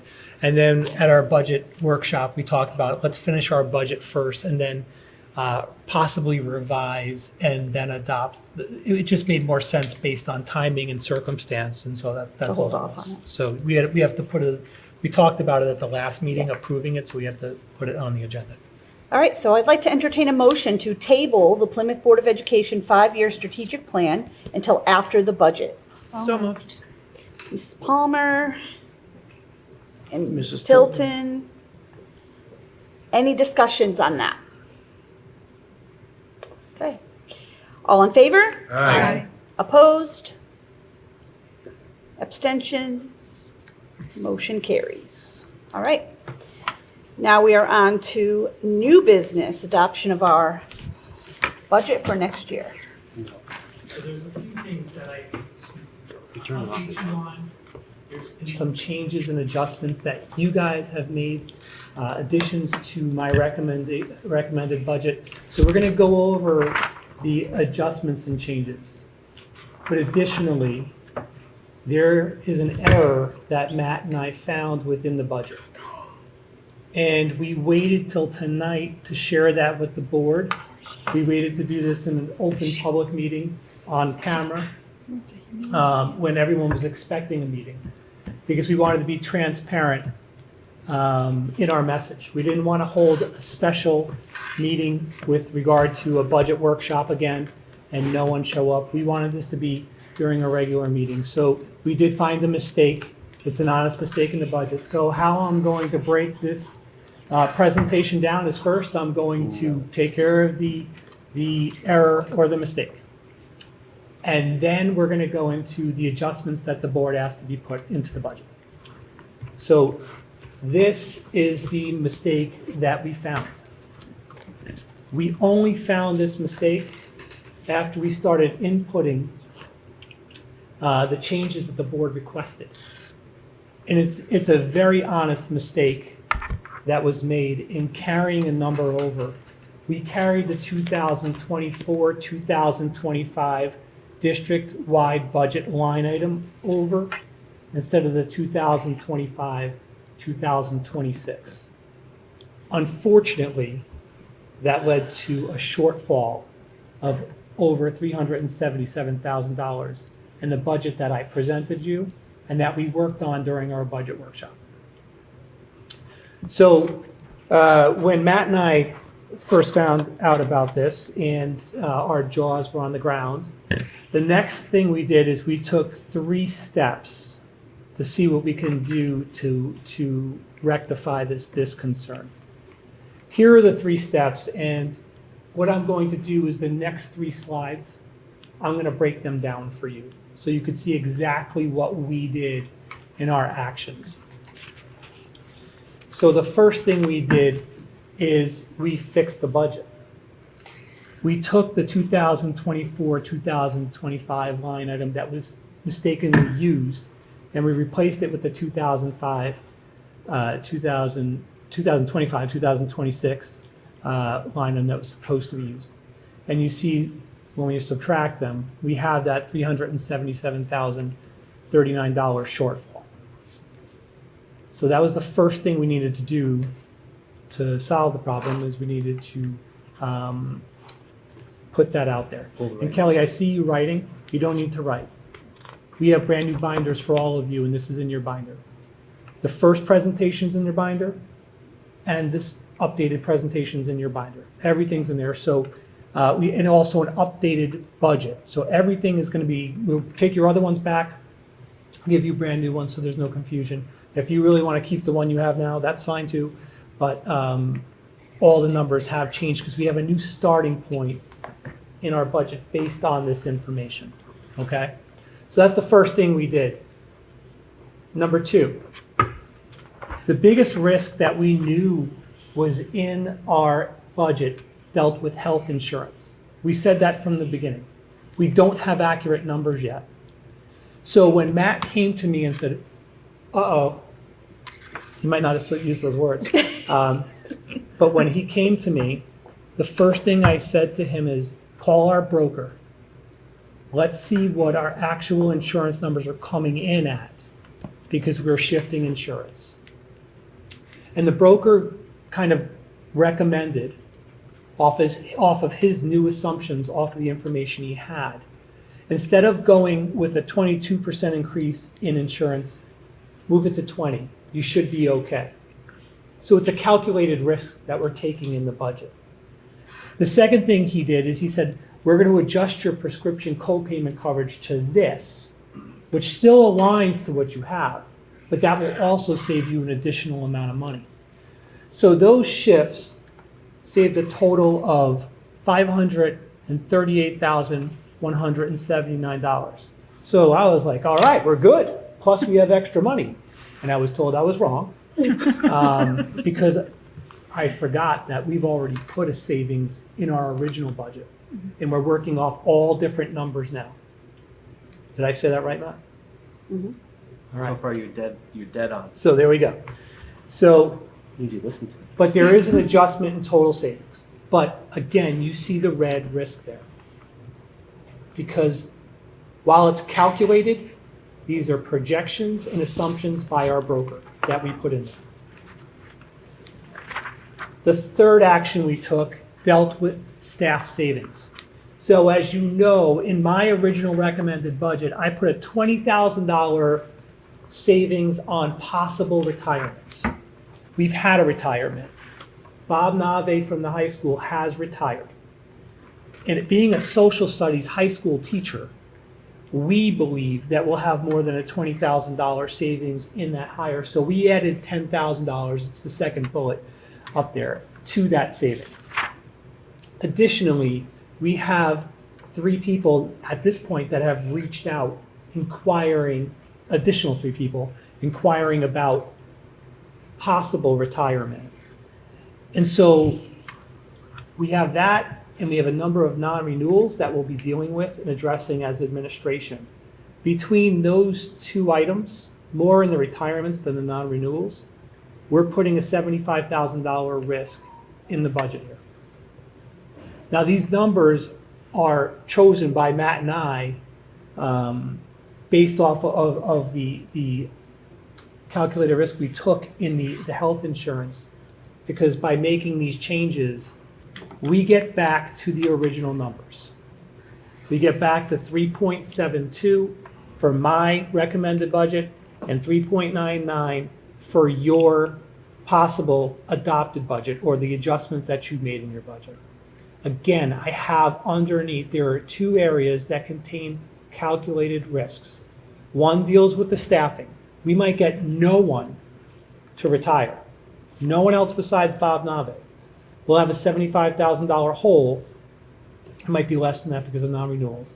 But we'll have a hole in our budget starting next year. The risks that we're taking. Our health insurance might come in at 21% or the 22%. It's a risk that we're taking. But this brings us back down to our original numbers. So we found the hole, we found the problem, we resolved it. We're coming to you to tell you we made an honest mistake in carrying a number over. And this is just where we are right now with some risk that we've had to, the health insurance risk was already there. It's really the staffing risk. And just for perspective, last year we put down, based on the numbers, we put down an $80,000 savings in retirements. We had even more savings than that in retirements based on circumstance and situation in health insurance and things like that. So this is just where we are, and those three actions bring us back to the numbers that we started with when we presented. Not ideal, not what we wanted. It's just, it was a mistake that was overlooked in the developmental process. So now that that's done, I want to pause to answer questions before I go on to what additions and adjustments you guys asked for. I can go back to anything, and Matt has something he wants to say. And before you ask any questions, is the other piece regarding health insurance, is that conversation also prompted me to have our health insurance program put out to bid. It was they had Brown and Brown advised that we put it out to bid to see if we can get any other advantageous numbers from competitive. Typically, once you put it out competitively, actually, sometimes Anthem comes back and says, "Oh, okay, You're serious. We're gonna do a little we're bit. gonna play a little more ball with you guys." So, right now it's out to bid. We know what our rates are basically going to be for this year, and I took every single employee currently working in every single position we currently have in the budget, and I applied the appropriate family single to calculate it out. And as Brian said, risk, but now I just want you to know that it is out to bid. We won't have the results until probably March, and we won't probably have real rates until March. We'll be well into meetings with the town by then anyway, so. I was gonna ask that because I sat through another district's budget meeting this week, and they kind of made it seem like they do that every year to try to like get the best numbers, put those insurance numbers out to bid to keep it competitive. Is that typical to do that at least every so often so we can see what else is available? Yeah, so this year, we're on a renewal year. What we had locked in rates for 2 years, So we it's every knew what they were other gonna year? be. Typically, when you get bad news about what your renewal rates is that's where you go, is to go out to bid. Okay. Self-funded insurance typically goes out more often. We're not, we're fully, Right, we're okay. fully Maybe insured that's the through, difference then. through some, through a company. And it really, look, I'm not an insurance expert, but what I do know is I trust our broker. Chuck's been doing it for us for a long time, and he gives good advice. So when he said you should go out to bid at this point, that's what we did. If you remember, when we switched from the state plan to this program, we went out to bid, and that's how we were able to lock in rates. So that's what we're looking at. Yeah, and Kelly, this is my 5th year here. So I came into the state program, I believe, and then we changed with a cap in the 3rd year, changed with a cap in the 5th. So it's like every other. it's Yeah, we've basically been- every other based on the caps that you I've have in been, place. I've been playing the insurance game since I got here because we're trying to control it as much as we can. It's ridiculous, the and costs. Listen, I have colleagues that I was with a bunch of them on Friday at a professional development event, and they're getting 50% increases. That's the rate that they're being told. And I said, 50%? Yeah, So, yeah, it's crazy. so. Any other questions? At the end of the day, we build back to the numbers that you have already seen, right? And the numbers that have adjusted are in the same categories we've discussed. All right, so I'm going to keep going through. I don't know if this will make you tentative on adopting the budget this evening or not. I'm not sure, but I'm going to keep going as here's the issue. We have resolved it. We're back to our numbers. And again, you might not have questions right now, but you might have questions tomorrow or the next day. Shoot us an email. Like, we want to be as open as we can to that in the process. So looking at this chart here, you have what was in my recommended budget up top with the 3 building substitute teachers. Remember, we talked about those being union issues at Plymouth Center. And there was a union coverage issues at Plymouth Center and at Fisher. So we were adding 1 sub at Fisher and 2 at Plymouth Center.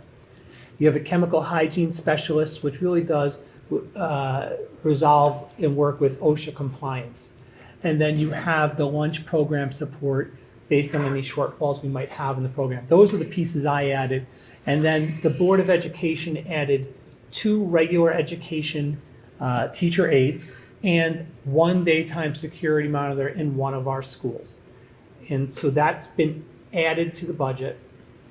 Underneath that, I have the things from our draft of the 5-year strategic plan, which I know we're going to shift. I just want to point out the 2 things on the bottom. Those are our stipends. One's the Cultural Learning Club at the elementary schools. The other was the American Sign Language. Remember, we talked about the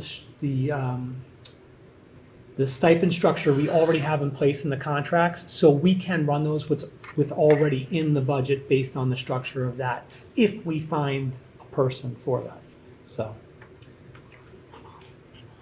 So this is the superintendent's recommended budget versus the Board of Education's adjusted budget that you had to make.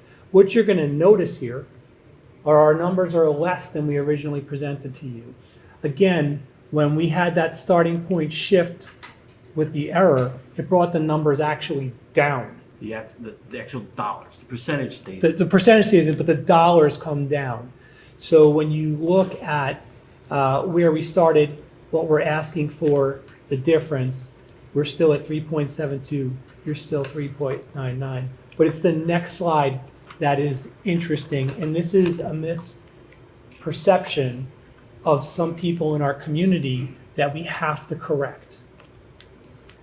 Our budget that the board is looking at with the possible adjustment is $28,680,173.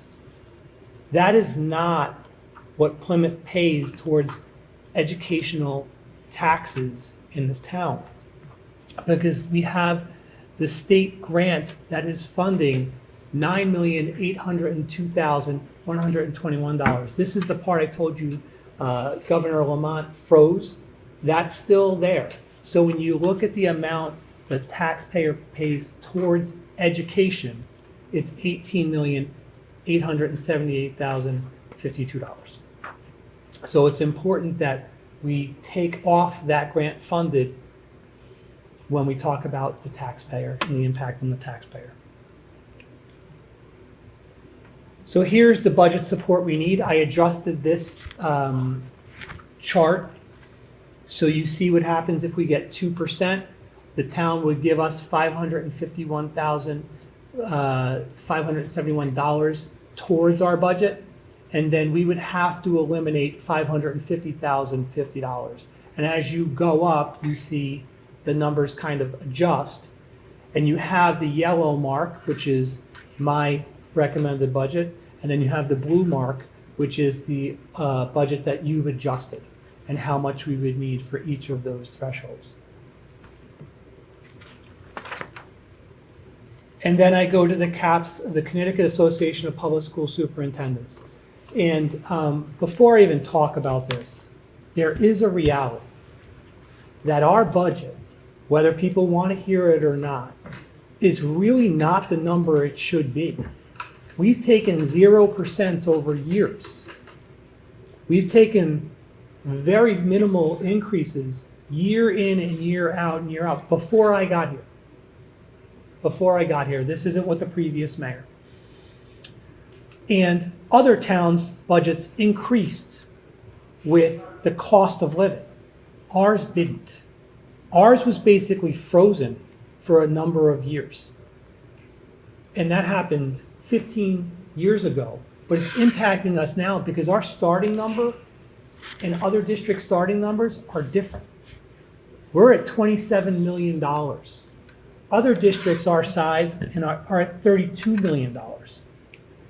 So we're already starting short and behind based on how things have happened in the past.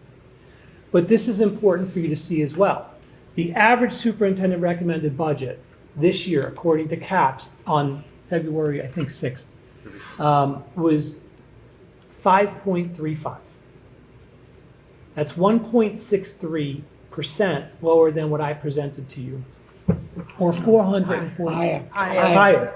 Higher, thank you. Higher than I presented to you. So that's important to see.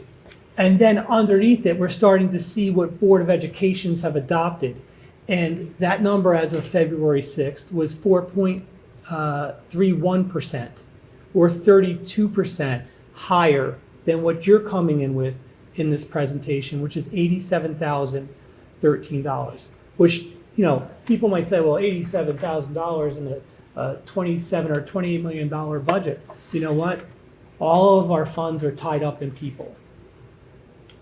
That right there is security. That right there is a library media specialist or a social worker. That's what this comes down to.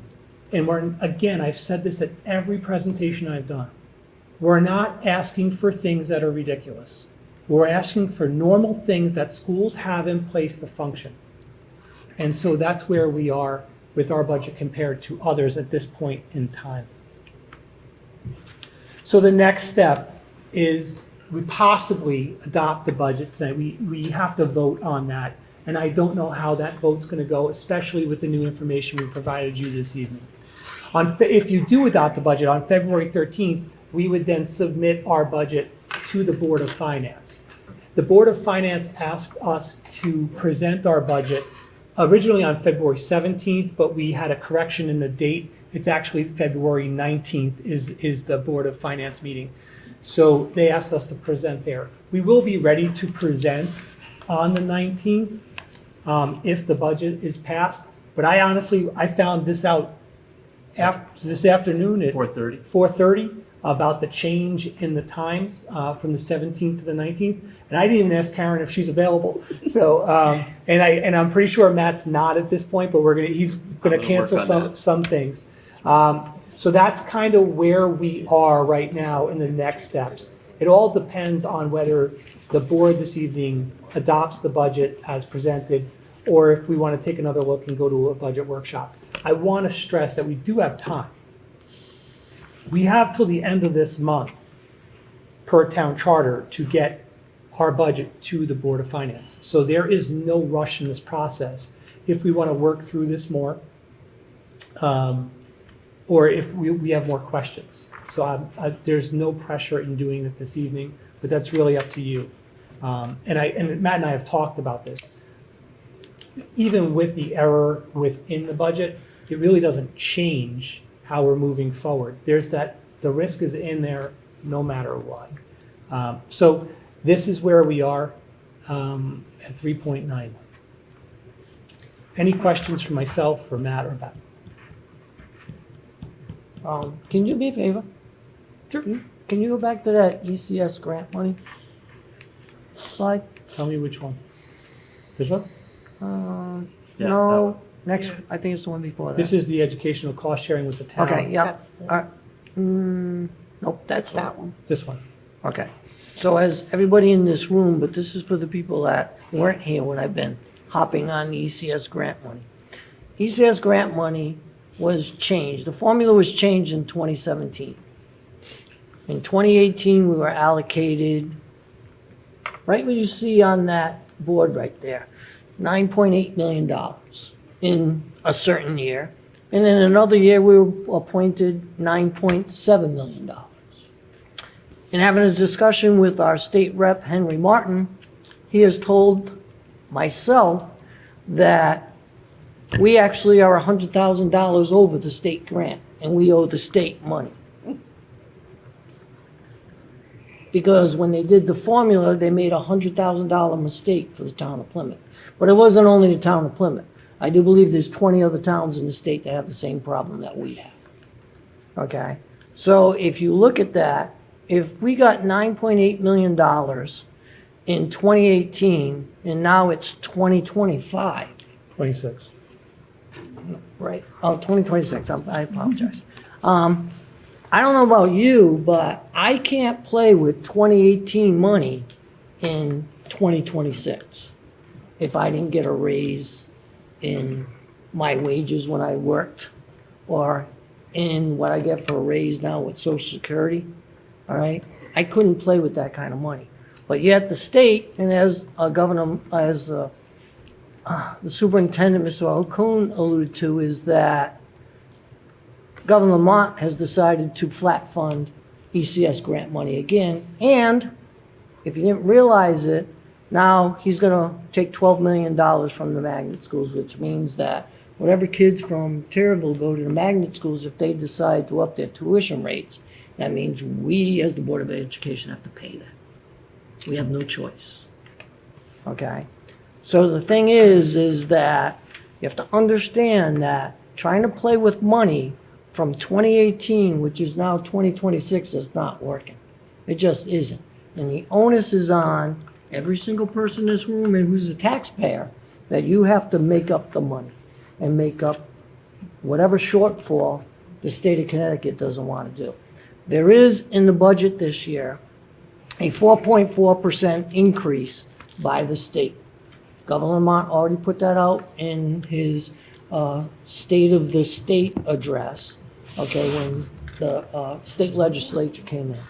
He's dedicating $95 million to education, but he hasn't stipulated where the $95 million is going to. All right? And he also hasn't stipulated what each community is going to get. So as we all know, what usually ends up happening with extra state money, the individuals at the top of the food chain get a considerable amount of money, and the individuals at the bottom of the food chain get whatever's left over. So if everybody is looking that maybe we're gonna have a huge windfall from the state with that extra $95 million, I wouldn't bank on it. So just understand that what needs to be done is that state grant-funded money, they need to up that. And there's taxpayers in this room that should be talking to state legislatures, okay? No matter whether it's Henry Martin, Joe Hawks, or anybody else that you know, okay? You need to start talking to them that we in small-town Connecticut cannot afford to continue to just be flat funded. Any other questions? Brian, I have a question regarding the magnet school. Do we know how that's going to affect our budget right now? I don't know the number of students that will attend. Right now, the government's proposal would only apply to those students that go to a RESC magnet school. So for example, WAMS or, what's the other one we go to? Lakeview. No, not Lakeview, that's VOAG. Rutella. Those two wouldn't be affected, but the RESC-driven ones, which are CREC or ACES or any of those, we do have kids that go to CREC. That tuition would increase 42% because right now it's capped at 58% of what they were doing it was 2 years ago.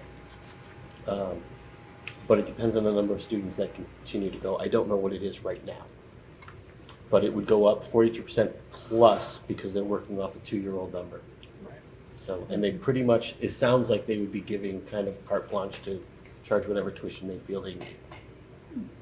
Is that something that we should take into consideration looking at the budget before we send it to the town?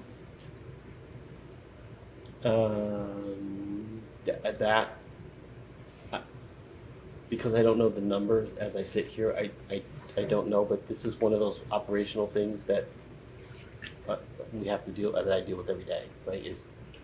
Robin, things come It's up. the same all conversation throughout that the you have year. about outplacements and such, is I make a guess. And hope, I don't like to use the term hope, but And the That's what numbers it is. for those schools change so much, like Mhm. if one person declines, they can pick another one from another town, and it's just how But- it works Yeah. out. But I think so I guess my answer to you was no, I don't think I would increase the budget more. Because I think we're already putting forth a challenging budget. I think the operational costs with the budget that we have, and you guys see it when you look at your negative here, or, like, we're using some money from this area where we have a whole, there could be an additional outplacement that we're working on based on the circumstance.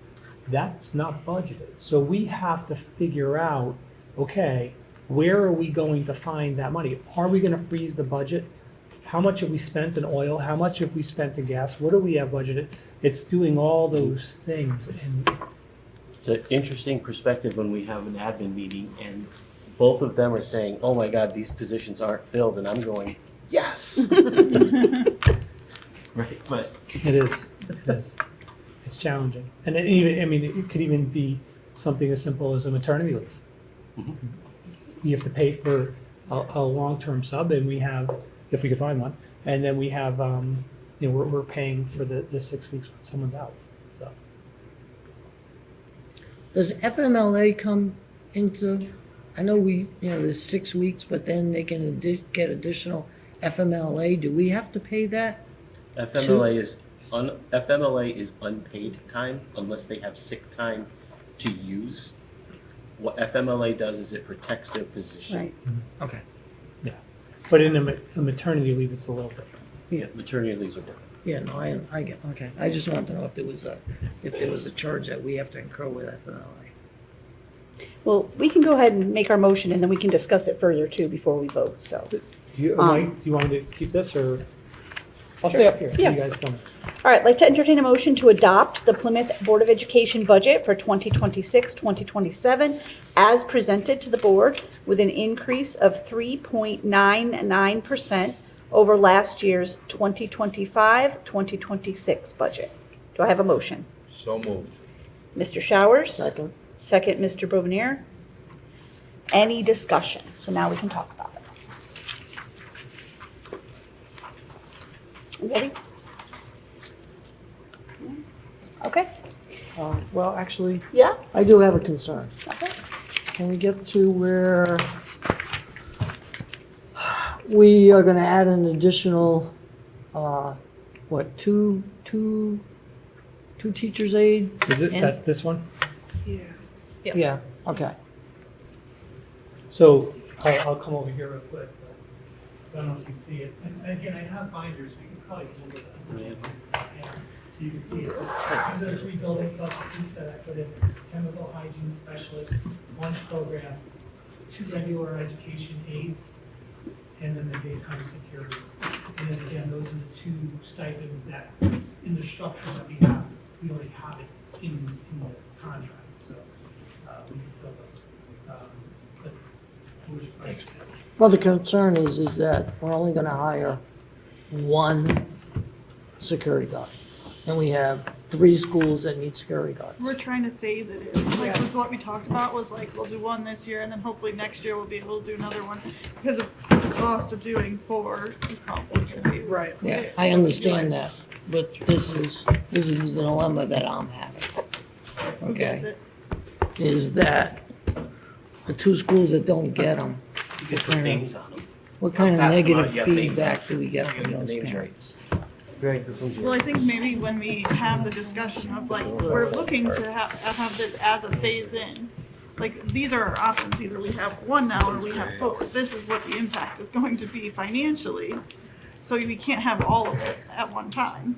Well, we could. We very well could have all of it at one time. Well, we would love to. Well, we would love to have all of it at one time. It's probably not something that's gonna be agreed upon. I understand, that's just my concern. Yeah, My yeah. concern is, what is the Perception. feedback, what is the perception from the schools that That don't get it. get it? That's the only concern that I have. Right. I understand what we Well, agreed open forum, upon. here we are. I understand what we agreed upon. I'm just trying to wrap my head around the perception, Right. okay? But we also So- have to be prepared, like we talked about in the workshop. If we put it in there and the town says, No. we're not getting that, we gotta be prepared to take it out. And Or we push for a referendum.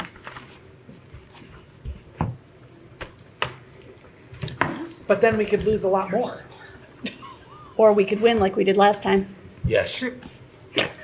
If we do it Just right. saying.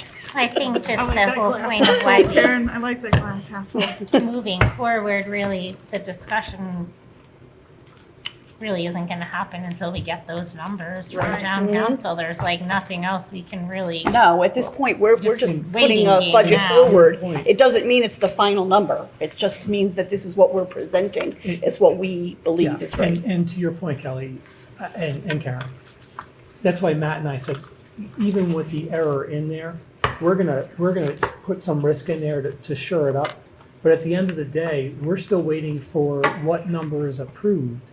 And then from there, we might have to make additional adjustments. Right. So it's just it's kind of the format that It's a we have to starting go point. through. So, and Jerry, there's some things, to be fair, I hear your point. But as a district, we're gonna reevaluate some things too. For example, well, you know what?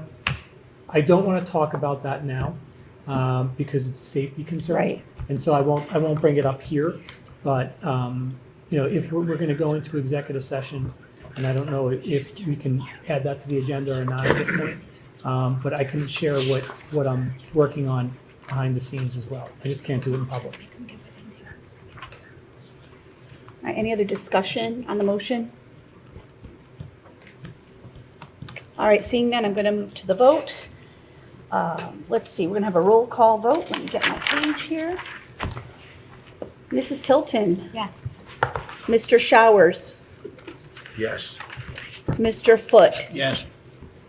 Miss Palmer, Yes. Miss Corey, Yes.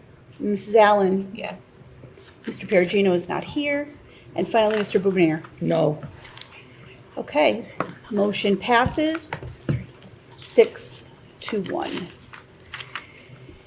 All right, we are moving on to item number 10, Business Manager's Report, which should be nice and sweet, short and sweet. No. It's shorter, it's still not nice and short, it's not short and sweet. Okay. So, budget 25-26, as I wrote in my report, right, new month, same story. We're continuing along to spend at the expected rates, and I am very positive about how the year is progressing.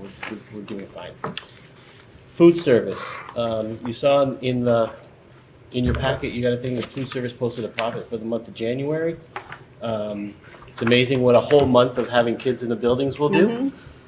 And really happy with the program and the staff. The administrative review is essentially complete. We've received a draft copy of the report. We had a total of 7 minor findings, most of which were expected. We sort of knew that we would be found there. And we're currently preparing our corrective action plan as required. It's due back to the state on March 10th. The staff deserves to be, accommodated. You'd be proud of them. They did a really good job. And I just want to quote the last line of the report. It says, overall, this was an excellent administrative review with only very minor findings identified. We thank the Plymouth Public School District and its staff for their continued hard work and dedication and support of the USDA Child Nutrition Program. Our auditor came in, and I think that she expected to find more than she did, and and I'm really happy with it, and you should be too. Pass along our appreciation to them if you could. Absolutely. I'm sure they're all out there listening, of course, but, in case they're not. I'm sure some of them are. Bated breath. Big part of it sitting right over there. I already talked about HES and what I'm pursuing with them, so I'm not going to rehash that. Yeah. But as you know, last year we transitioned our custodial services to HES. And while it was a difficult decision for us and the board, HES has taken really good care of our staff. They've provided them with new uniforms, new winter wear, new gloves, hats. Like, these guys are walking around with all of their stuff on it. It's great. They took them out for a steak dinner at Texas Roadhouse for the holidays, and I already know that there's another one planned. I'm trying to figure out how to get invited to that. And it's created opportunities for growth. We've had one of our folks has just moved out of our district to take a promotion and significant change to their life, which is good for them. So while Jason Taylor was great for us here, we wish him very well in his new role. And we've also we have 2 custodial and a maintenance employee that have been promoted within, so to take those places. So with their continued, with HES's continued regional growth, we anticipate additional advancement opportunities for our folks. And that's an added benefit for them, right? Is if everything was internal here, that's what they would be doing. Now they have an opportunity to grow outside of that, which is great. So just wanted to let you know that the partnership has been great so far, and they have more than met up to their, their commitments to us and their staff. So with that, questions? I just have one. Sure. First of all, I just want to thank you for always being so thorough with your work and answering millions of questions and really taking new ideas and trying to find creative ways to be responsible with the money.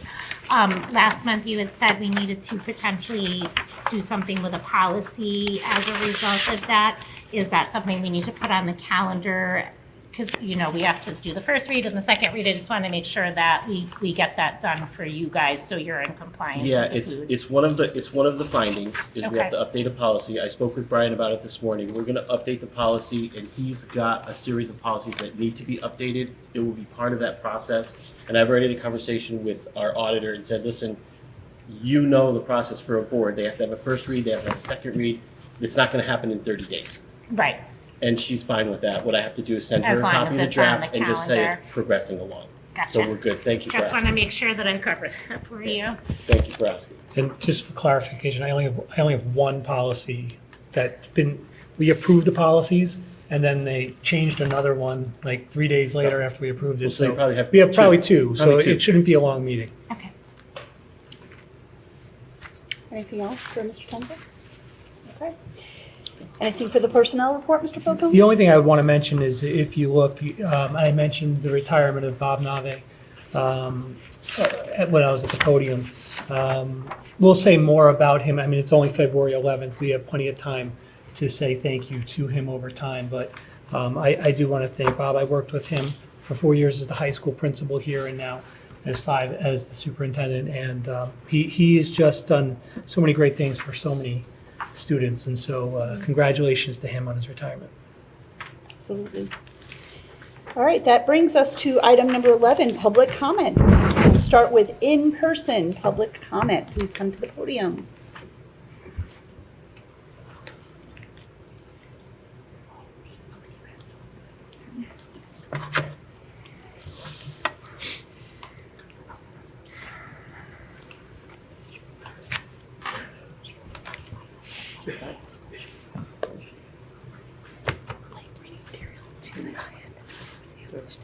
I'll catch him up shortly.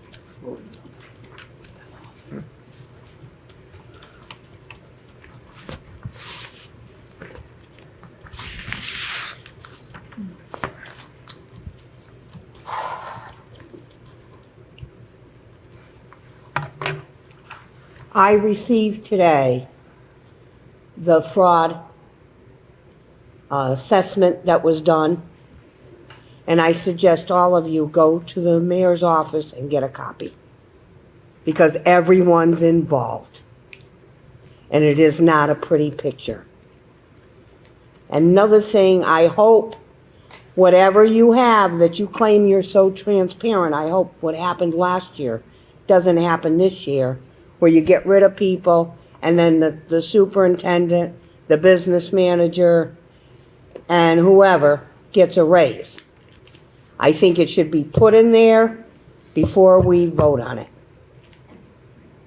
And I think that should be part of this agenda that you have to look at this.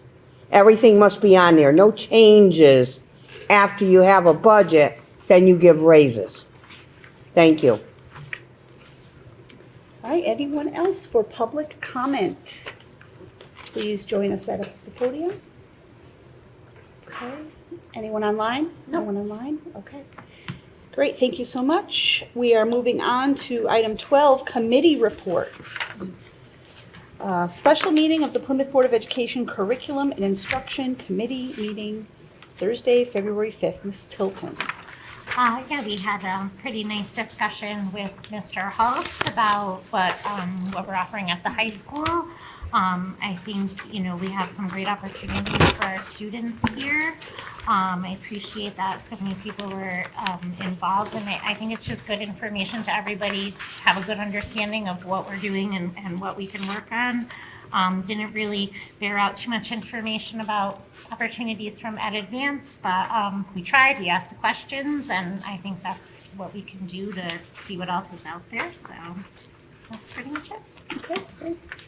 And the finance special meeting, Mr. Bourbonnais, Okay, that meeting was held February 9th. February 9th, which is Monday of this week.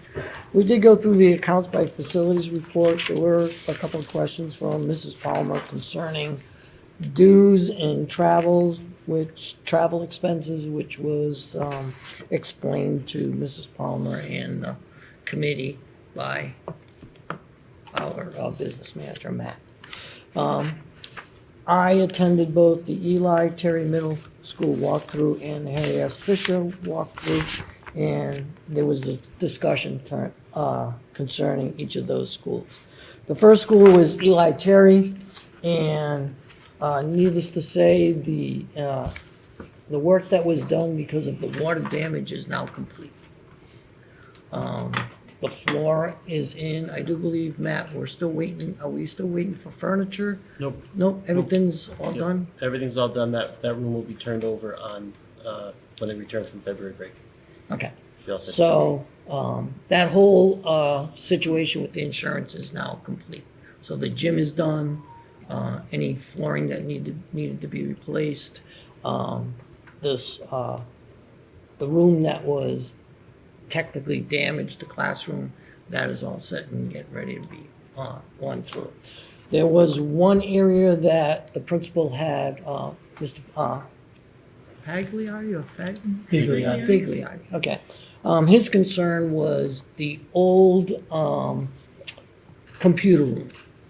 There is a cinder block wall that is in the middle of the room, okay? And it's in the area where our special needs students are. They're in a classroom adjacent to that room. So what he recommended is that maybe we should look at getting rid of that wall, making that into a bigger special needs classroom compared to what they have now, and taking the students that are in a very small room, put her in the bigger room, and utilize the smaller room for one-on-one, which makes a lot of sense. Because now what they have to do is they have to take kids from that small little classroom across the hall to another classroom if it's on a one-to-one.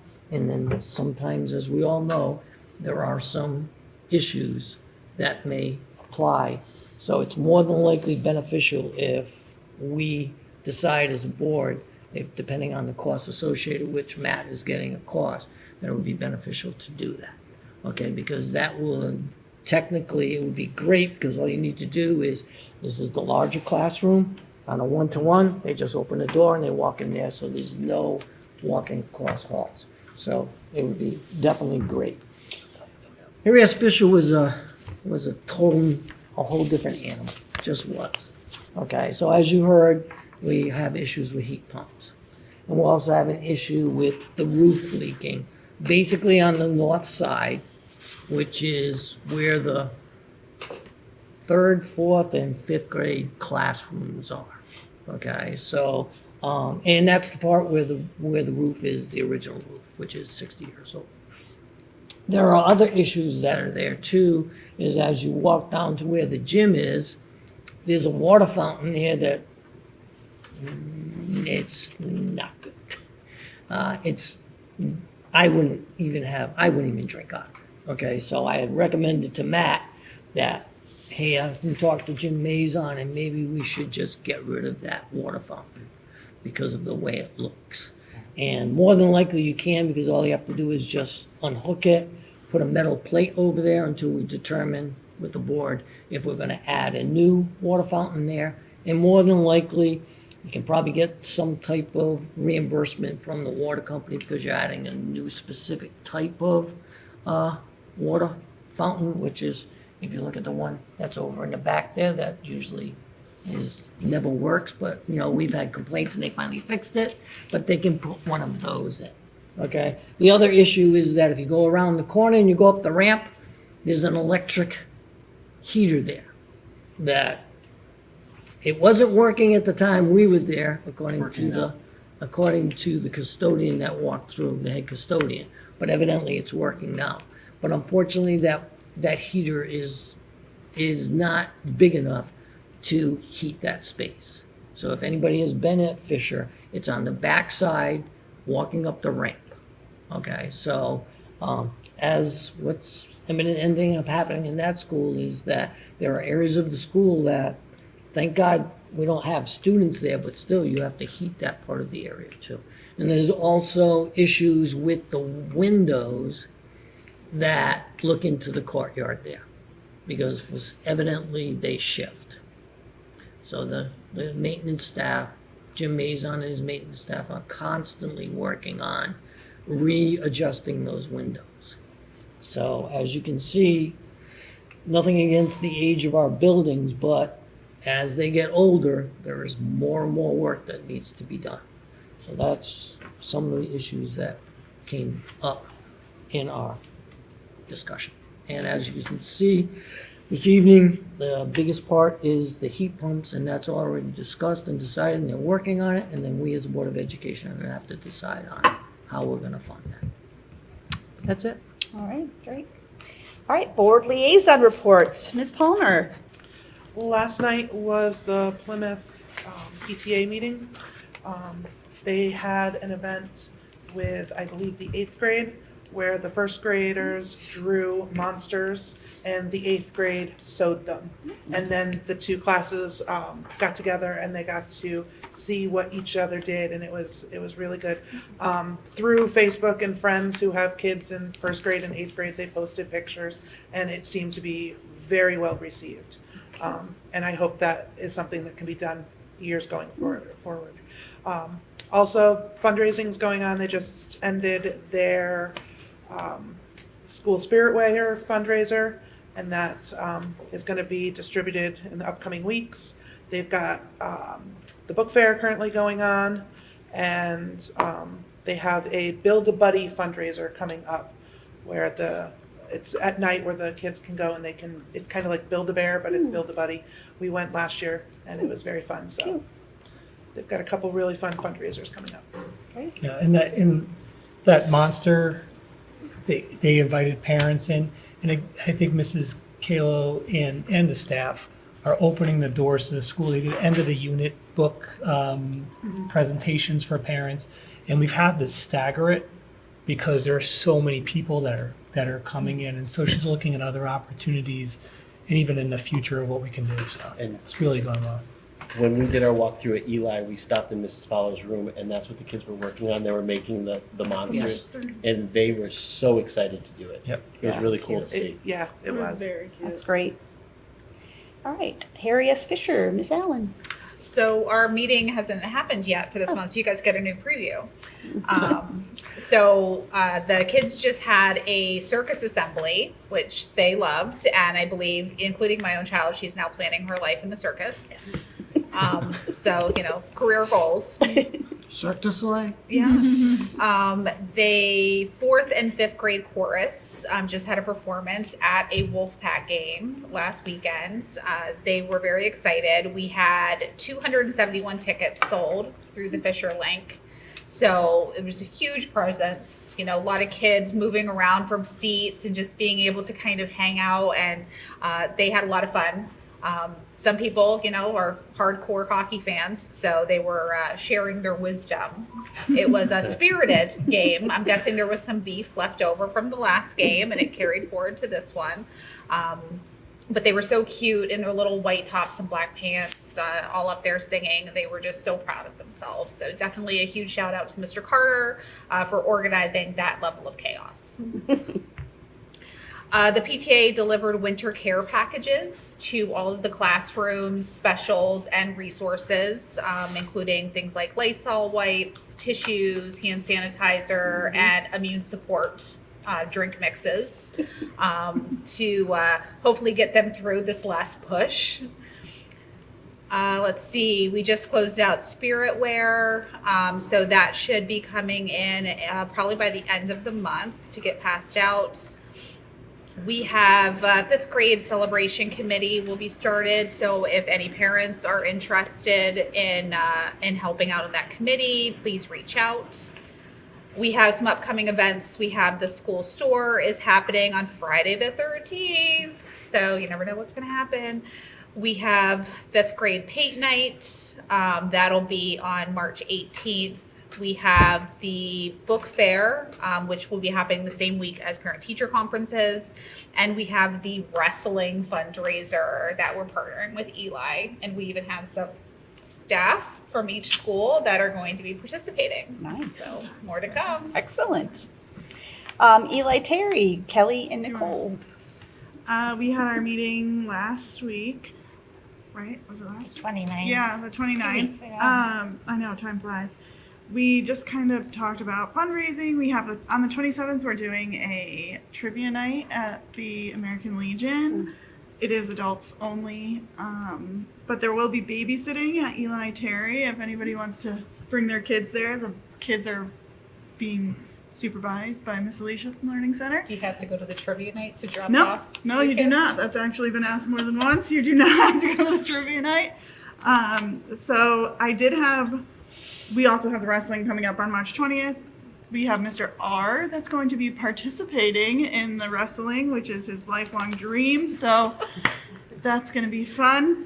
We're looking into having T-shirts made for the kids to like support the staff. Team Fishers. Yeah. Fun. So that's going to be a good time.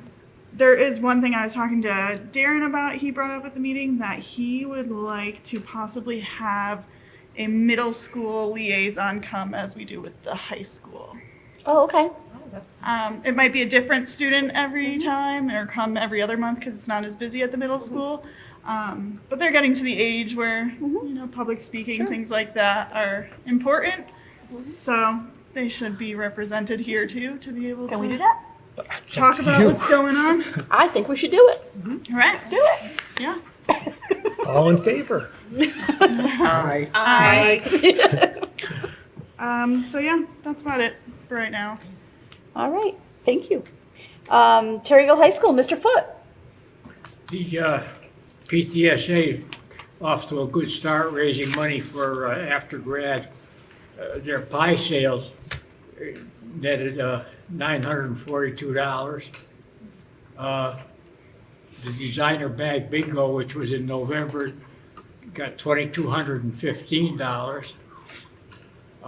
Coming up will be the graduation signs in April, and Mother's Day flowers will be in May. June 11th is their projected graduation date, unless we have another blizzard. Yep. All right, great. They have their after grad is scheduled for June 11th? They what? Their after grad celebration is scheduled for June 11th? As of here, it's June 11th, and It's not our last day, actually. last day of school, they're saying is June 12th. Is that? This was last month, remember? Yeah, we've had some snow in may have between, had some. so, Okay. yeah, we'll have to talk. They with usually They'll adjust it. update that as Yeah. they go. Like they just Yeah. kind of keep calling and changing it as they go. Yeah, and then as a They board, usually- yes, there's a gap. But as a board, you understand, we'll actually, when we get out of the winter, we'll set that graduation date and try to work with them on a date that works. So if it's, if our last day of school is on a Monday, you might want to have graduation on a Friday, and we can work that out. Yeah. All right. Ed Advance is currently vacant, so we will skip over that. Next is board comments. So we'll start with you, Mr. Showers. I thought it was great having the state champs in here tonight, Yeah, and I wish them well in the nationals. That's it. great.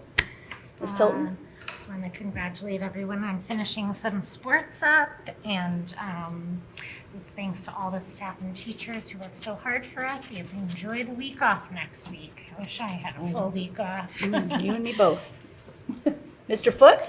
I really enjoyed the superintendent's letter that was in our packet. It's just clearly stated in plain language that even somebody like myself could understand. You were my target audience. All right. Ms. Allen?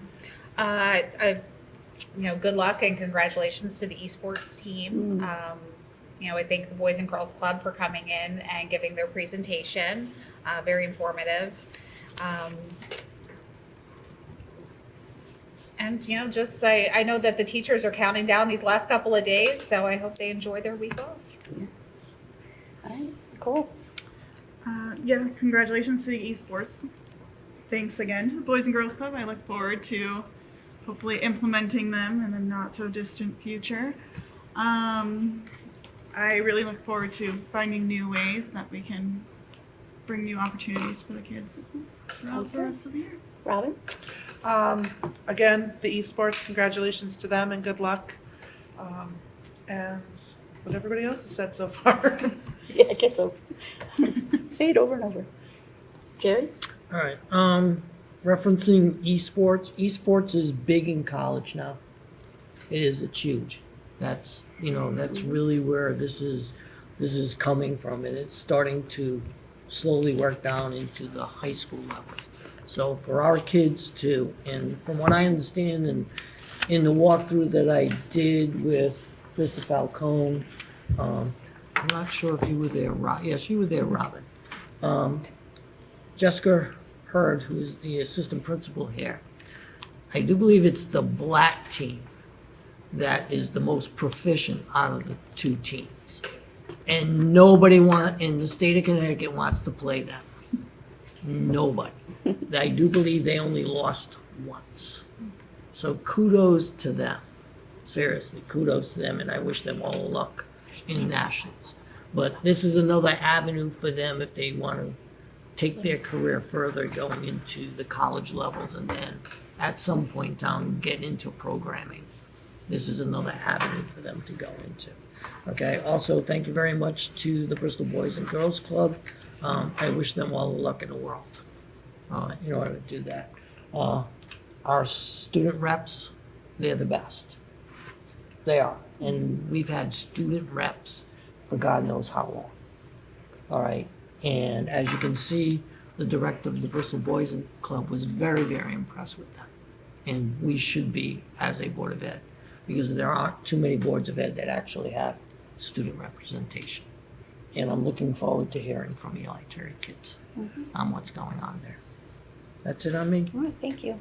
So I just want to say that we learned a lot tonight from various sources, all the people who spoke to us, our public, presentations, and I really do appreciate it. It gives us something to think about, gives us something to questioning us too. We really do appreciate it, and we encourage more people to please come to our meetings, watch us online, public comment. We are always open to that. So thank you very much. All right, the next regular meeting of the Plymouth Board of Education is on Wednesday, March 11th, 2026 at 6 p.m. in the cafeteria here at Terryville High School. And then I would like to entertain a motion to enter executive session at 8:16 p.m., inviting Mr. Falcone, Superintendent, Mrs. Melillo, Assistant Superintendent, and Mr. Tenza, Business Manager, into executive session to discuss the following: Plymouth School Nurses Association contract negotiations and the Plymouth Education Association's MOU, which is a memorandum of understanding. So moved. Mr. Showers? Second. Mr. Bourbonnier? All in favor? Aye. Any opposed? Any abstentions? Okay, motion carries. We are going to be in executive session.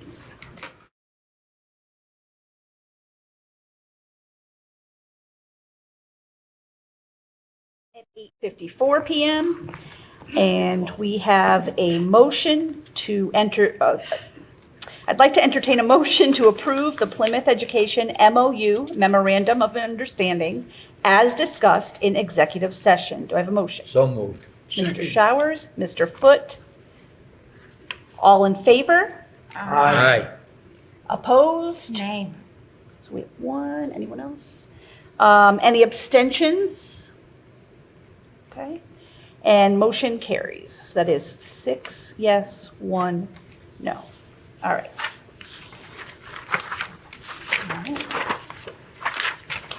Okay, that brings us to the final item.